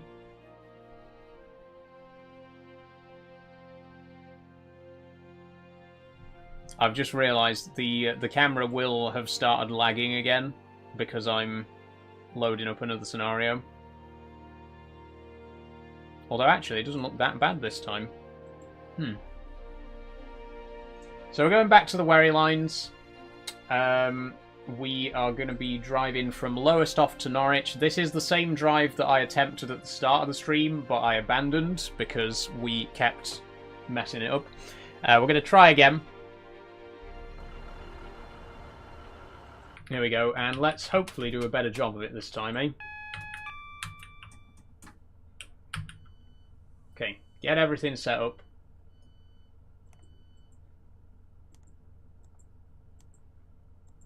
The fact that you've raised 168 is amazing. Thank you, Jerix. It is amazing. Honestly, like I say, I know we haven't hit the goal that I set, but I deliberately set a goal that was very ambitious. We were never going to get to 500, come on. But £168 is still absolutely incredible. And, you know, what you've got to remember as well is that I'm just one of hundreds of people fundraising for this year's Jingle Jam.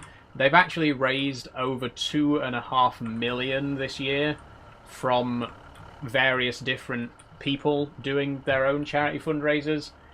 And, you know, 168 might not seem like a lot, but it adds to that total. You know, I can say, you know, we can say that we've contributed to that 2.5 million, which is amazing. Just absolutely amazing.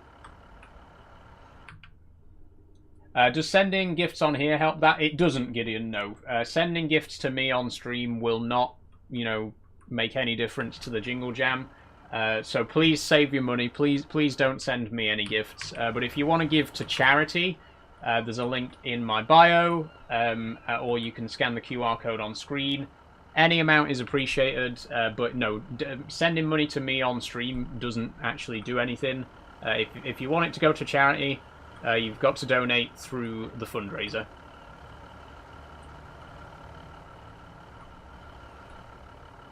You gave it your all too, that's what counts. Yeah, I did, Jerix. I honestly, streaming every single day was quite a commitment. I did not realise how difficult it would be to stream every day.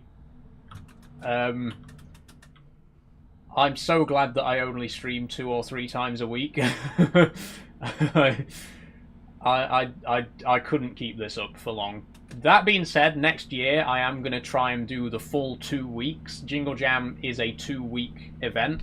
This year I've only participated in the 2nd week, but next year I would like to do the full 14 days, which will be an incredible challenge, but think how much money we could raise next year if I actually did stream for 14 days in a row. That would be amazing. I would like to try, at least. Hi, South Devon Contracting, how are you doing?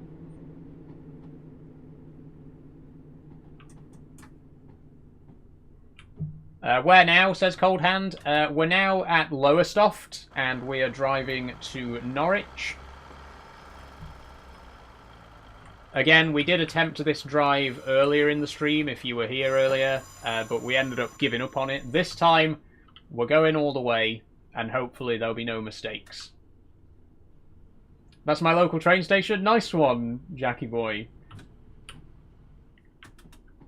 Yeah, I was hoping Reese would be here, because it was Reese who actually asked me to do this drive, because it's their local area as well.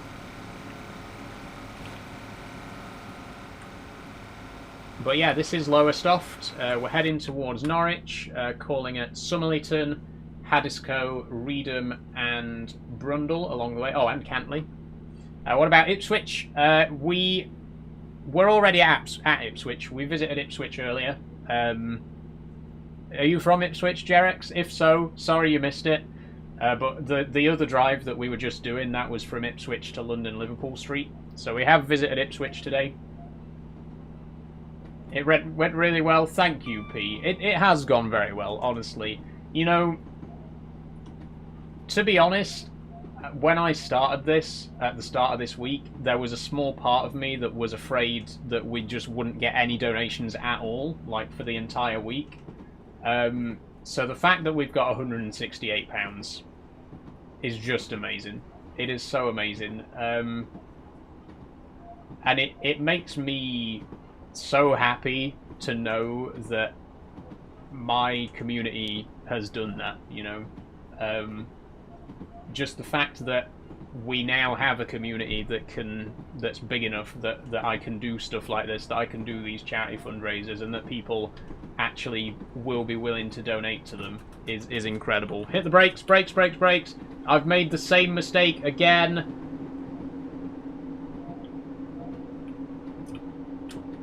Oh shit, I've accidentally hit the emergency brakes. I think we kind of had to on this occasion. There's something wrong with the brakes on this train. Like, I'm not joking. There's something wrong with the brakes on this specific train, because there's no way that we missed the station again.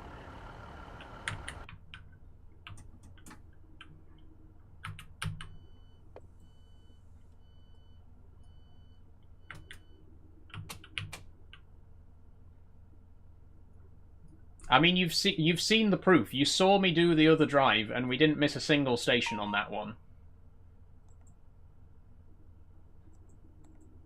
This is my last attempt. If we miss any stations this time, tough shit. I don't care.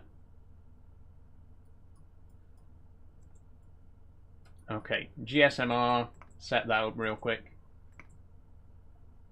Love train games. Thank you, Cheesy. Me too. Okay, there we go.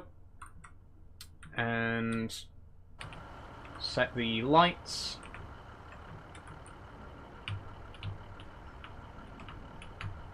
There we go. And we're ready to go. And this time, no mistakes. No mistakes. Okay. I went to Japan last year and they're everywhere. Came home with Densha to go and a Japanese PS1. Nice one, Cheesy. Thanks for following Mix Mitch. Very kind of you. Nice to have you here. Yeah, Japan, quite big on their train games. There's loads of them. There's hundreds of different train simulators coming out of Japan. And like I said earlier, there's some great Japanese routes for Train Sim as well, for Train Sim Classic. Which I would like to drive in a future stream. Are the brakes made of Play-Doh? Honestly, P, honestly. Like, we haven't had anywhere near as much trouble with the brakes on other routes. But today, for some reason, on the Wherry lines, I don't know if it's the route or the train, but something's causing problems. I even went to the train museum in Kyoto. They have a whole sim room set up. Oh yeah, I've heard about that, Cheesy. I'd love to visit. I'd love to. I've never been to Japan, but I've always wanted to. As you may know, if you're a regular viewer, I speak Japanese, and I wanted to go over there after I finished university, but unfortunately I finished university in 2020, which was the height of the COVID lockdown, so I ended up having to cancel my plans to go, and I've just never had a chance since. But I'd love to go. It's a country that I've always wanted to visit, especially as someone who's really interested in trains as well. Japan has some great trains, you know?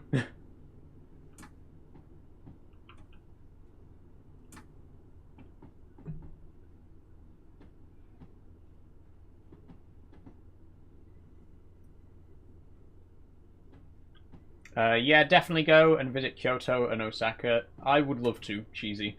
Have you been saving up for a trip to Japan? I can't afford to, Jerex. Honestly, I can't even afford to save up for a trip at the minute. I just don't really have the money for that. Like I say, when I finished university, I was supposed to go to Japan to teach English, and I had a job lined up. I applied for my visa, I filled out all the paperwork, I was literally like ready to go, and then COVID lockdown, nobody's allowed to leave the country. And I didn't end up going. And by the time the lockdown was lifted, all the money that I'd saved up to go, I'd had to spend it all to keep myself alive, you know what I mean? So I burned through all my savings. I didn't have a chance to go, and I just really haven't had a chance since. Hopefully one day, like hopefully once, you know, once I'm in a more stable financial position, I want to start saving up again, and eventually I do want to go. But yeah, COVID really fucking messed up everybody's lives, didn't it? It really pisses me off, because I tell people this story all the time, but genuinely, I was fucking packing my bags, ready to go, and then it just didn't happen because I wasn't allowed to leave the country because of the COVID lockdown. Every day I think about how much COVID fucked me over, and I never even had it. I never even got it, but it just affected my life so deeply.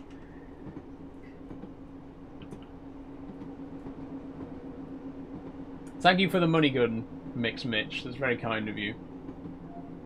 Okay, we're breaking early this time because we are not going to miss this station.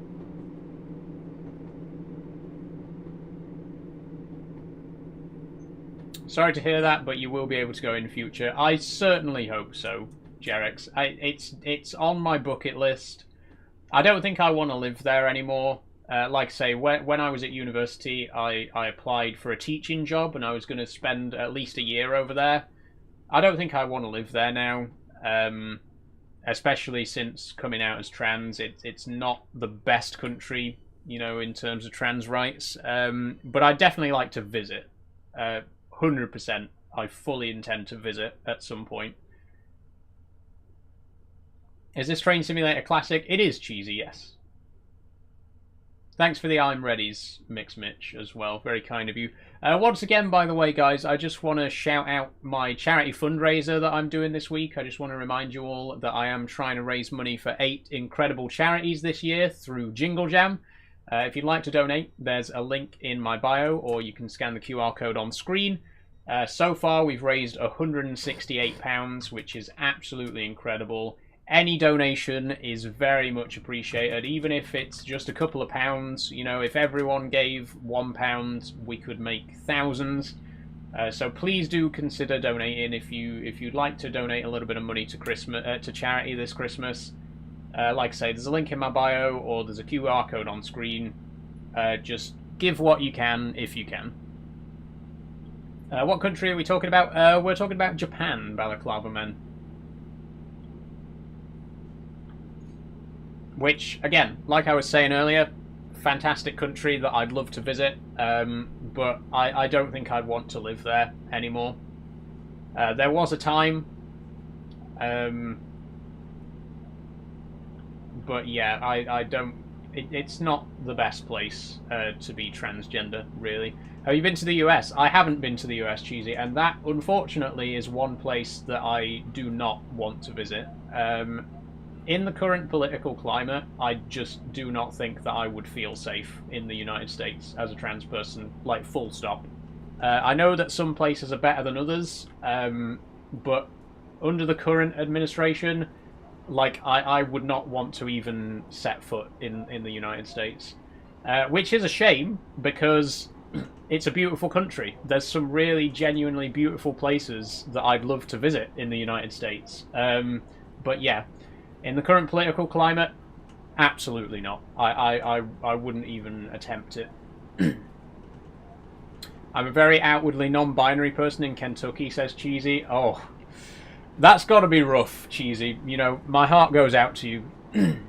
It's not exactly sunshine and rainbows over here in the UK at the minute, but compared to what's going on in America right now, you know, the UK in comparison is like a fucking haven for trans people at the moment compared to the United States.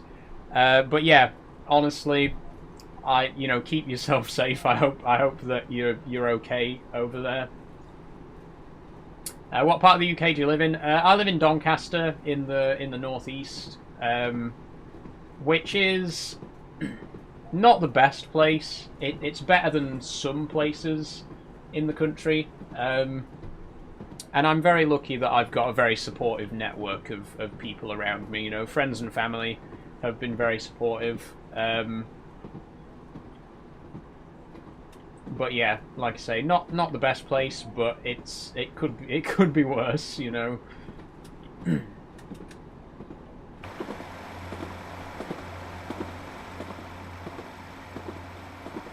I have a good friend in Newcastle. I've heard Newcastle's quite good.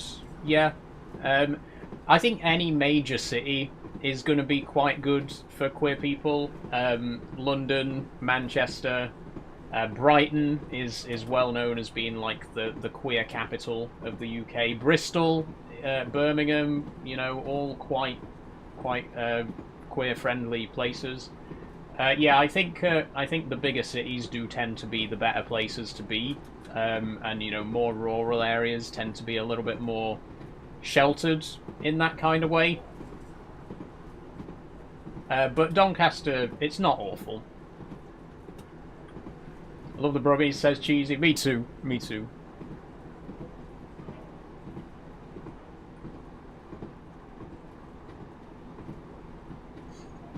Balaclava Man, north or south would you say is the best for trans people to feel safe? Sorry, my throat is getting quite sore. Let me just have a drink.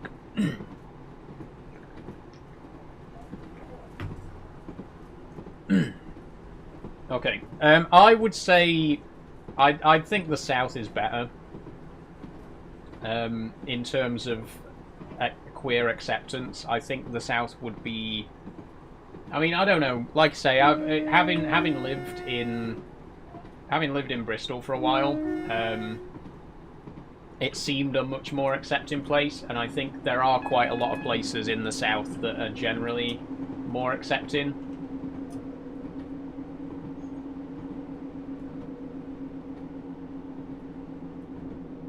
Have any, like, roadmen ever called you names because you're trans, said Jax? Not really, honestly. I've not had much trouble. I've never, like, been directly harassed by anyone in real life for being transgender. Like, I've never had anyone come up to me and say something to my face. But, you know, I've heard whispers. You know, I'm not deaf. I hear people in public say things behind my back every now and then. I think that's inevitable when you're a trans person. There's always going to be someone who is whispering to their friend, oh, is that a guy? You know, it's water off a duck's back at this point. I'm used to that. But yeah, no one's ever said anything to my face in person, which I appreciate.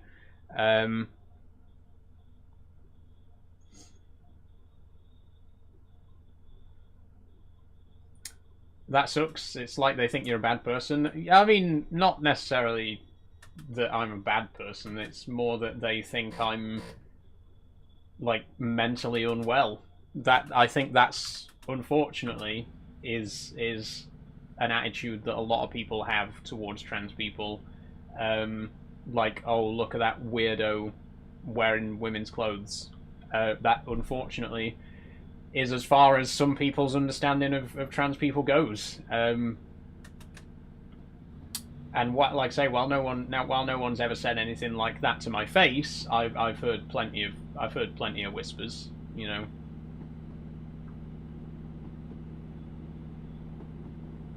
But again, I'm used to it.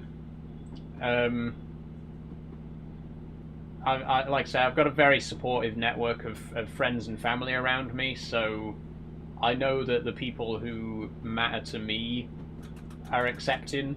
You know, I know that the people that I care about are going to be there for me, so it doesn't really matter to me what people on the street think at the end of the day. You know,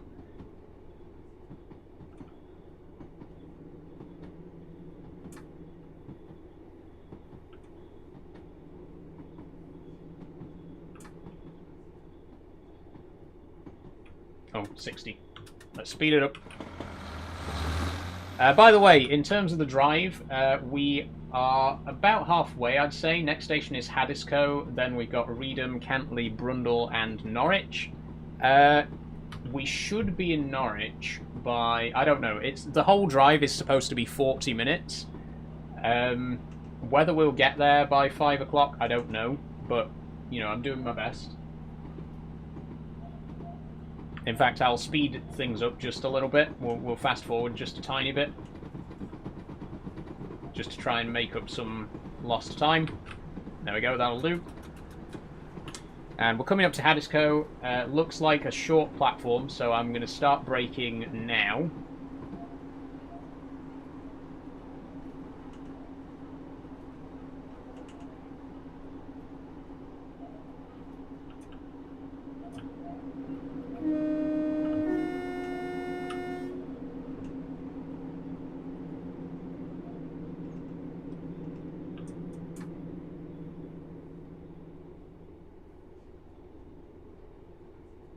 If you could do any job, would it be a train driver? It would be really cool to be a train driver.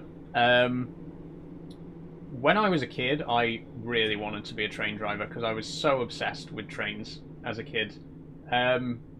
It's one of those jobs that, like, weirdly, people don't want you to do.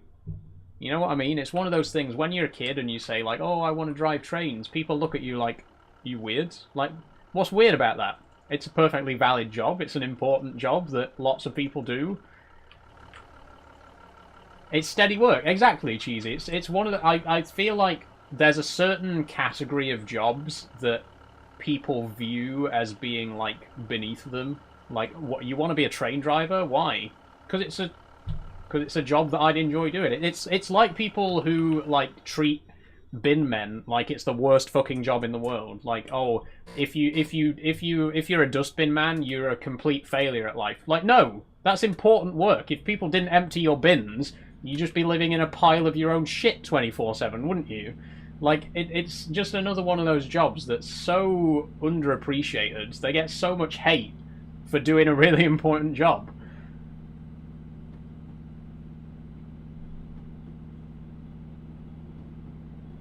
It's weird how they treat train drivers and pilots so differently. That's very true, Jerix. I feel like pilots get so much respect for what they do, and they're both really difficult jobs. I mean, being a pilot is definitely more difficult. You know, an aeroplane is a lot more complex than a train, but people really think that train drivers just sit down and press the go button and that's it. Like, oh, they get paid 50 grand a year to literally just press go and sit there.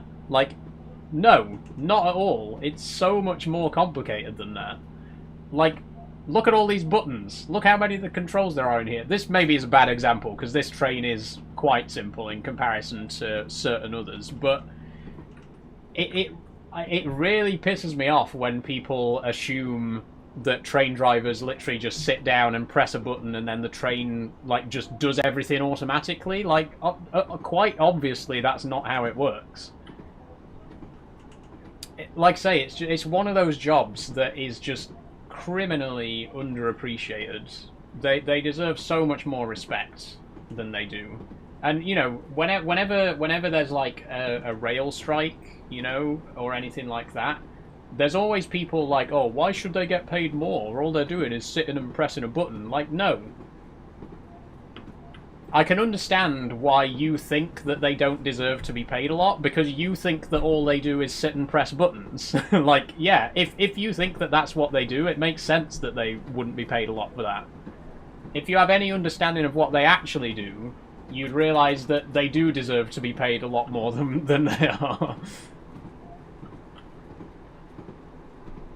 Have you ever tried a flight simulator? I haven't, Cheesy. I'm not actually into planes myself. I've never really been a plane person. I don't know. I've never really been interested in them.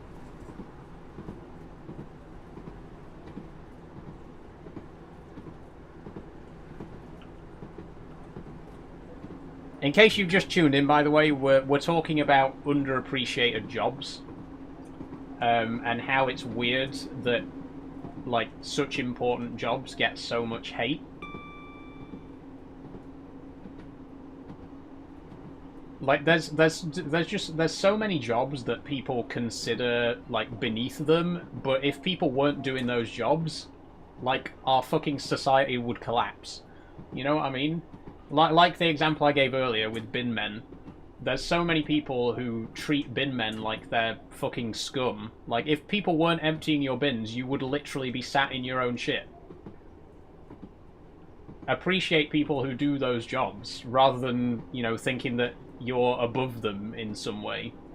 It's disgusting, frankly. What about bus drivers? Same situation with bus drivers. I think, especially with customer-facing jobs, any job where you have to deal with customers face-to-face, you are not going to get the appreciation that you deserve. Just full stop.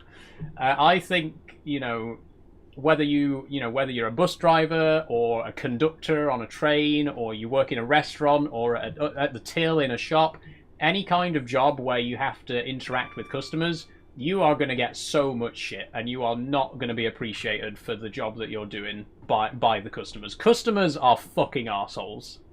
As someone who's worked a couple of customer-facing jobs before, customers, 90% of customers are fucking awful. They're terrible, terrible people. And the thing is, you're not allowed to tell them that, because you'll be sacked. You're not allowed to tell the customer how much of a cunt they're being, but quite frequently they are. Sorry for swearing, but it's true.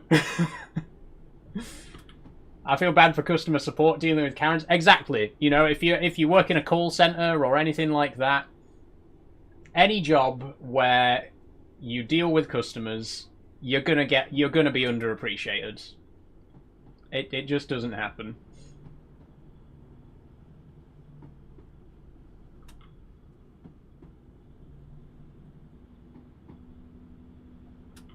Thanks from a bin man. Thank you, JH. And thank you for being a bin man as well. Thank you for doing that job. Because it is an important job. And again, like, it's such an important job, and the people who do it get treated like shit. Lorry drivers as well. Yep.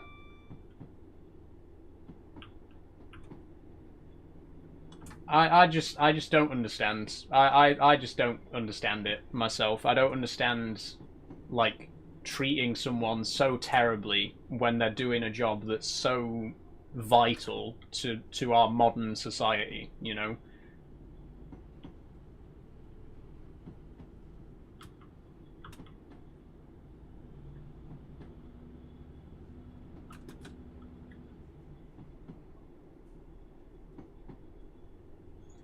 Being a train driver in Japan would be cool because of all the routes. I mean, yes, Jerex, but also train drivers in Japan are very, very overworked. I mean, Japan has a very big culture of overworking in general. Like,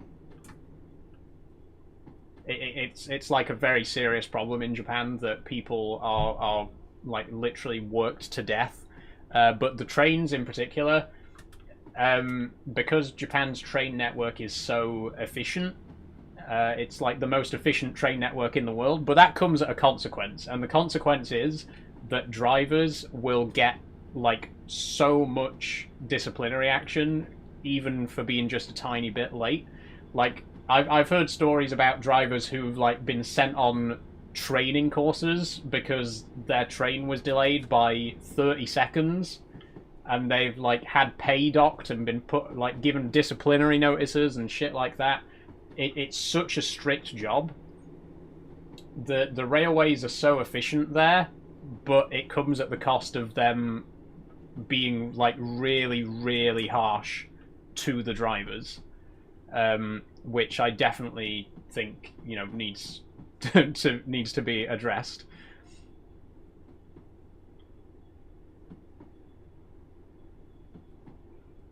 Office jobs and animation teams and people in that type of job get overworked a lot as well. Yeah, again, not just in Japan, but that, like, office jobs very commonly are quite overworked. I mean, I don't think it's controversial to say that pretty much everyone in every job is being overworked at this particular period in history. It doesn't matter what job you're doing, you are being overworked.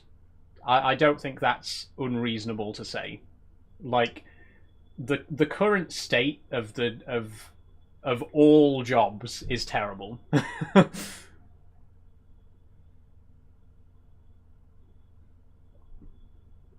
When you end in the stream, we should be ending at 4 o'clock, at 5 o'clock. It depends when we finish this drive. We might overrun slightly. Unless you're an MP lot. That's very true, Balaclava Man. Yes, that's a very good point. Yeah, I shouldn't have said all jobs, really. There are certainly certain jobs out there, mostly in the world of politics.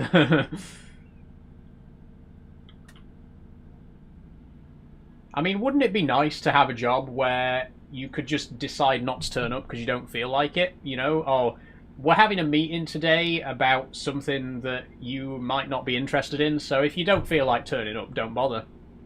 Because that's literally how Parliament works. If there's a debate happening in Parliament and your MP just doesn't care, they can just not go to that debate. Can you imagine? Can you imagine doing that in an office job? Can you imagine ringing up your boss in the morning and being like, "I'm not coming to the meeting today because I don't really feel like it." But politicians do that all the fucking time. Your MP, your member of Parliament, can just decide not to go to a meeting if they don't want to. How fucked up is that?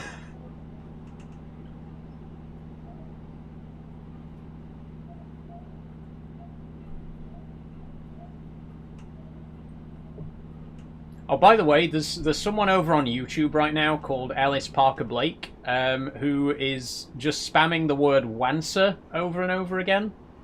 Like, I think he's trying to call me a wanker, but he can't even spell it properly. He's just called me a wancer 5 times in a row. So thanks for that, Ellis. Yep, that's how he's spelling it, P. That's how he's spelling it.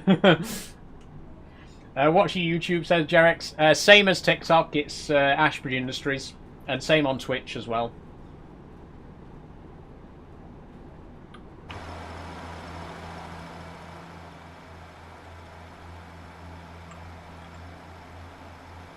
Okay, we're coming up to Cantley.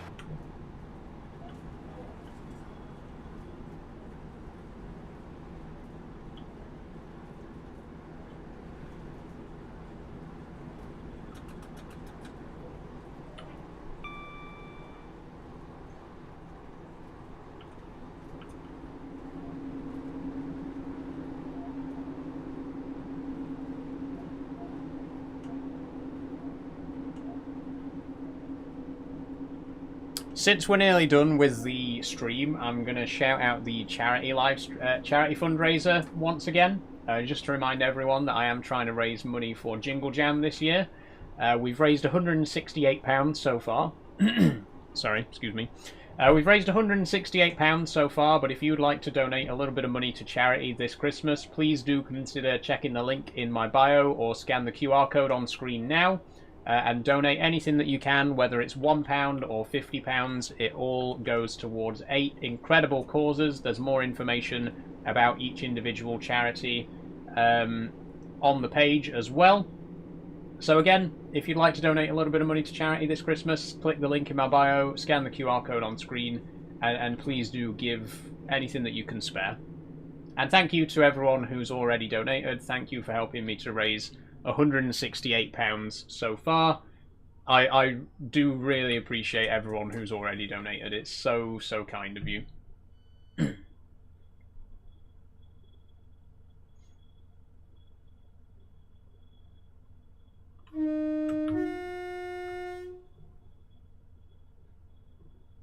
Oh, was that lightning?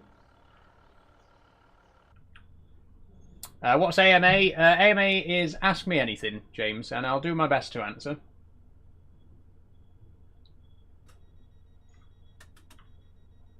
What is Ellis spamming? Says Jarex. Yeah, at the minute he's just calling me a wanker over and over again.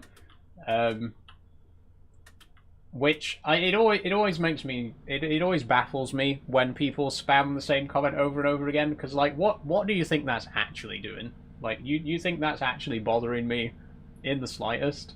Like if someone was actually stood next to me just saying wanker wanker wanker wanker over and over again, that'd be pretty annoying. But when someone's commenting it over and over again, I can just not look at the comments. You know, it doesn't affect me in the slightest. Thanks for following on Twitch, Kirsty KFG. That's very kind of you. No Name says, my uncle was a lorry driver and his HGV license was a token off him. It was taken off him? Ah. How come?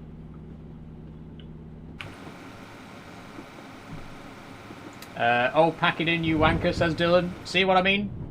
Doesn't affect me in the slightest. Completely meaningless, but thank you for trying.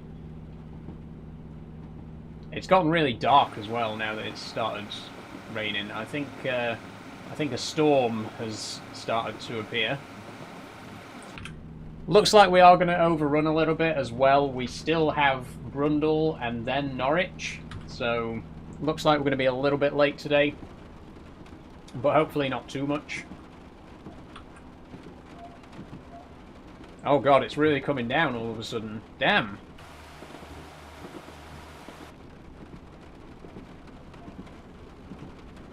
These wipers are doing nothing. It's moist out. Exactly, Steve. Little bit of drizzle.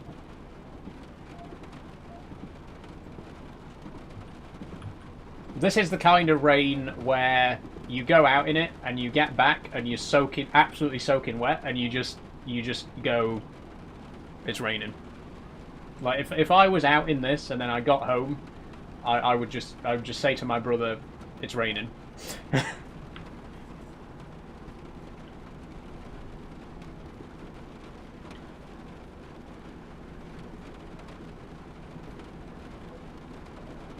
I dislike you, says Ellis. I gathered that, Ellis. You're not alone. There's quite a few people who dislike me, believe it or not. Most of them have never met me. Most of them are just people who, you know, watch my TikToks and decide that they know everything about me. But, yeah, believe it or not, you're not the first person on the internet to dislike me. That's not a new thing. That has happened before.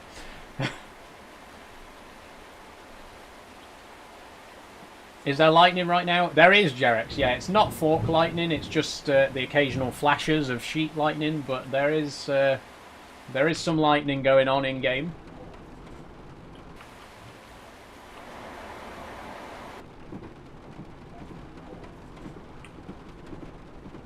What was that station? Buckingham. How come we're not stopping there? Is that a request stop? It might be. The reason why his license was taken off him was because he went over his driving hours. Ah, I see.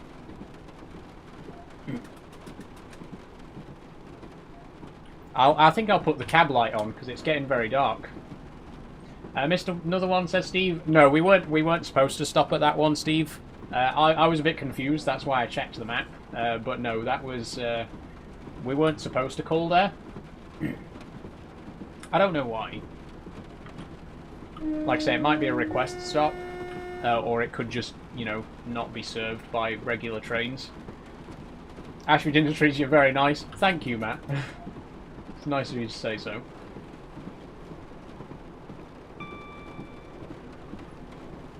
Are you ending in 5 minutes, or are you going to go over to finish the route? I'm going to keep going. I'm going to keep going until we finish the drive. It should only be another 5-10 minutes or so anyway.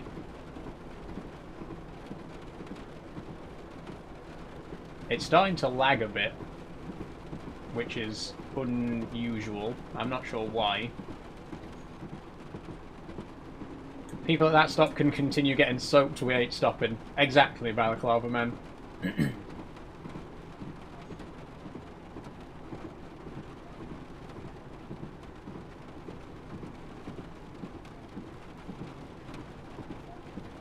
How's the stream today? How's donos? No donations today, unfortunately, Jam, but the stream's gone pretty well. It's been a pretty nice stream on the whole.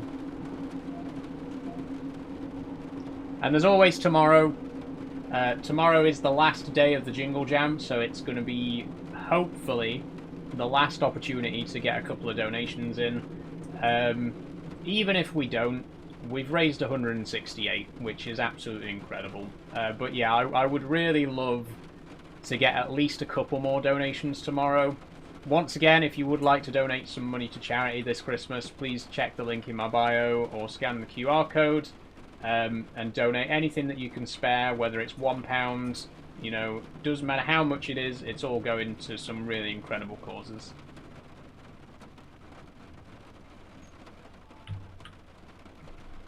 What game's this? This is Train Simulator Classic. How long's left on the stream? Until we finish this drive. Should be another 5-10 minutes.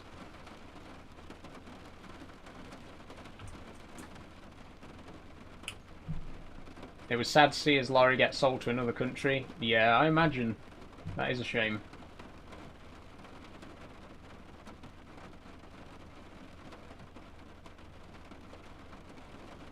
Okay, Norwich. 9 minutes according to the route advisor.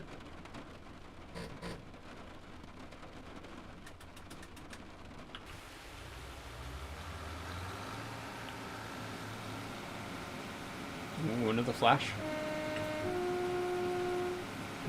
What are you having for dinner, says Balaclava Man? Meatballs tonight. Pasta and meatballs.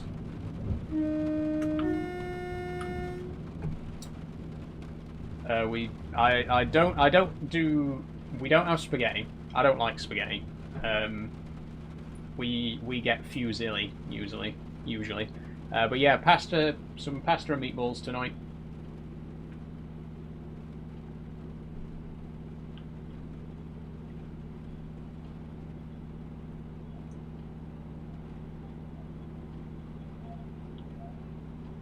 Fusilli is top tier pasta shape. It is, Pete. It's the best in my opinion. I do like conchigli as well. The shells, they're very good, especially if you're having mince, because you can, you know, put a little bit of mince inside the shell. Very nice. But yeah, fusilli is my go-to. Is there any British dinner better than a roast, says Jerex? I prefer a full English breakfast myself. I think a full English is the best food to come out of this country, in my opinion. The best British dish is a full English.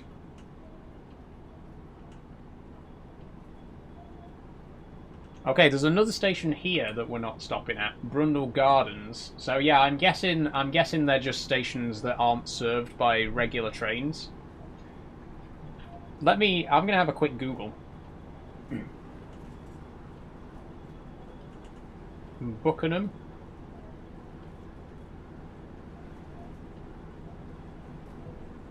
Okay, Buckingham Station. Stop on the Wherry lines, situated between Brundle and Cantley. Yep, we already knew that. Services. Okay, here we go. The station has a limited service. There's one train to Norwich and one to Lowestoft on weekdays and Saturdays. Okay, so there's only one train per day to Buckingham. And I'm guessing the same applies to Brundle Gardens. Which is weird, though. Like, if I'm stopping at all the other stations, why don't I stop at Buckingham and Brundle Gardens? Why do they only get one train per day, when all of the other stations get, like, one per hour, presumably? It's very, very odd.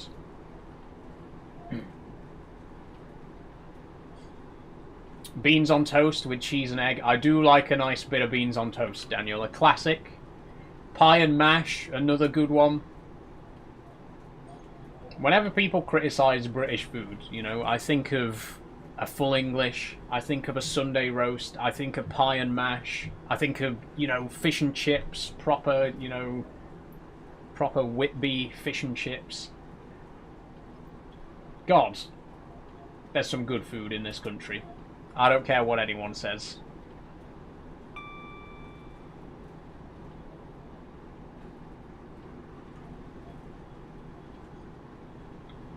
British food is top 3 cuisine, says Jerex. I agree. I agree. I genuinely love our food, and it always annoys me when people bash on British food. I know it's joking. It's mostly done, you know, in a joking manner.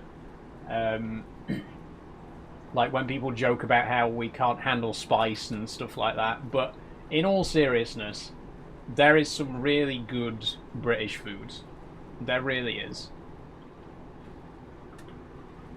And honestly, I feel like people who criticise British food, they haven't had it. It's always, you know, no offence to the Americans, but it's always some American who's never been to the UK in their life. They've never had a British meal in their life, and yet they think they know it all, you know. Come over here and try it. Come over here and have some fish and chips, have a full English breakfast, have a Sunday roast, and then tell me that British food's terrible. People who bash British food have never had it. Exactly, Balaclava Man. Exactly. What's your favourite cheese, says Harv. Good question, Harv. Now, it depends, because, you know, for a good all-rounder, a nice strong cheddar, the stronger the better, you know, extra mature. It's versatile, you can use it for anything, you can put it on pasta, you can put it on any, you know, whatever you like. It's a good all-rounder, and it's a great cheese. I'm also a big fan of Stilton. Criminally underappreciated. Get over yourself. Yes, it's got mold in it. Who fucking cares? It's delicious. I like Stilton. And I also like Brie. I'm a big Brie fan.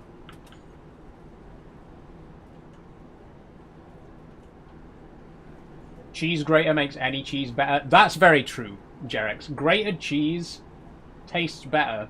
It just immediately tastes better. But not pre-grated cheese, because pre-grated cheese, they put that powdery stuff on it to stop it from sticking together, and it tastes horrible. Never buy pre-grated cheese. Saul's top tip. Just get a fucking cheese grater and grate it yourself. Buy a big, solid block of cheddar and grate that shit yourself. Don't buy pre-grated cheese.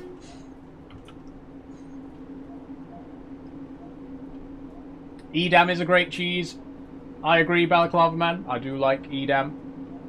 I mean, I like cheese in general. Banny Fliz says, sounds like you know your cheese.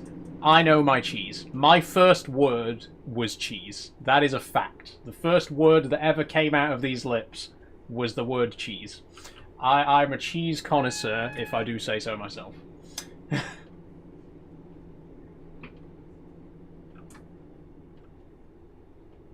Cheese is great in mash with garlic. Oh, cheesy mash, cheesy beans. If you can put cheese in it, put cheese in it. Cheese improves everything. Even desserts. Cheesecake, come on. Doesn't matter what food it is, put cheese in it, it will become better.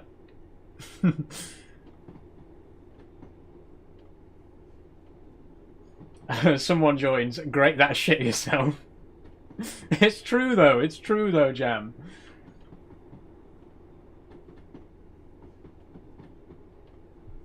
Grate a cheese in a wrap with chicken. Exactly. Chicken wrap with some cheese. All the best foods contain cheese. Well, most of the best foods contain cheese. What about cottage cheese? It's good. It has its place, you know. Not my favourite, but it's one of those cheeses that's, you know, it's got a very niche use case, you know.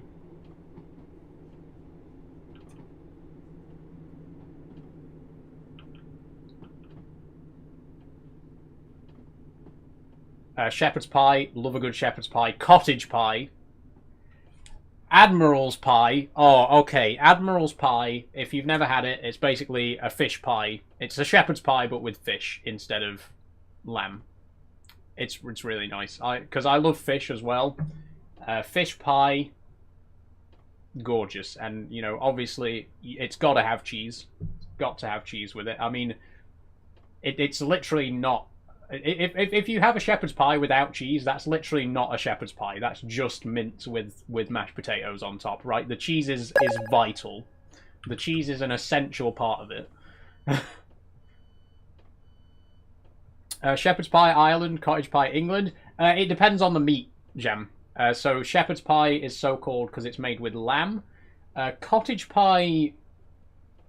What meat is it for cottage pie? I don't know. Admiral's pie is fish. But yeah, it's named based on the meat that it contains.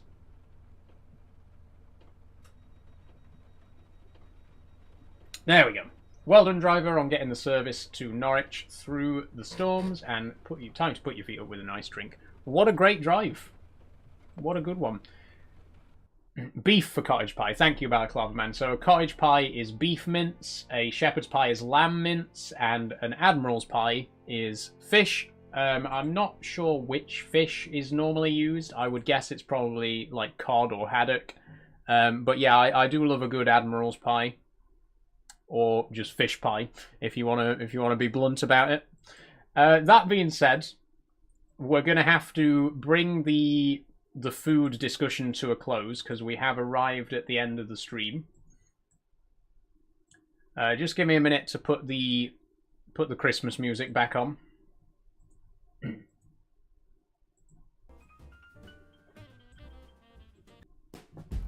There we go. Thank you for the great discussion, everyone. You know I love a good food-related discussion, and it's been a good one today. But unfortunately, that is where we're going to have to end it.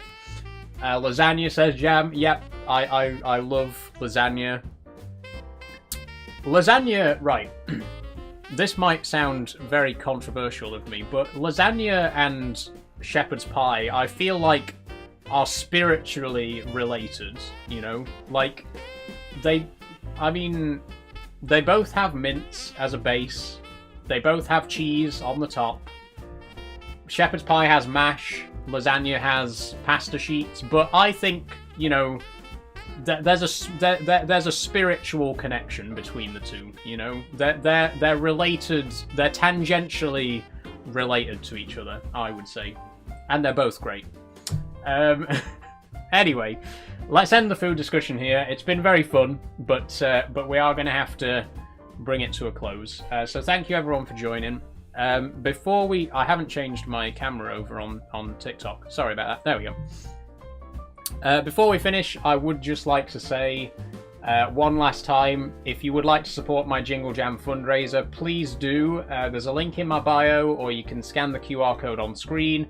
If you want to donate money to charity this Christmas, there's 8 really amazing charities partnered with this year's Jingle Jam. Please do consider donating if you can, whether it's £1 or £50, you know, every single penny counts. We've raised £168 so far, which is absolutely incredible. But once again, if you would like to donate a little bit, please do consider it. There's a link in my bio, or you can scan the QR code on screen and you'll be supporting Autistica, Make-A-Wish, War Child, the Trevor Project, Campaign Against Living Miserably, Become, the World Wildlife Fund, and Wallace and Gromit's Grand Appeal. 8 really incredible charities, all equally deserving of your donations, and any money that you give will be split evenly between all 8. So please do consider donating. Tomorrow is going to be the last day of the fundraiser, so it's going to be your last chance to get any donations in if you would like to. I am going to be playing Oddworld Soulstorm from 2 PM till 5 PM. And like I say, it's going to be the last day, so hopefully we can get a couple of donations in tomorrow. With that, I'm going to leave it there, so thank you once again everyone for joining. I've had a wonderful time today, I hope you have too. If you have enjoyed, you know, follow and subscribe, whatever else, and consider joining the Patreon. Quick shout out to the Patreons before we finish. Thank you very much to Kate, Jess, Danny, Riley P, Charlie, Dan, Amy, Marika, Aaron, Hannah, and Alfie. Sorry, there's so many names on there, I forget them all. Thank you very much everyone for supporting me over there. I'm not going to dwell too much on the Patreon today, because today is about charity. But thank you very much anyway, everyone. One final time, please do donate to the Jingle Jam if you would like to support some incredible charities this year. And with that, I will see you tomorrow for Oddworld Soulstorm. Thank you, everyone, and goodbye.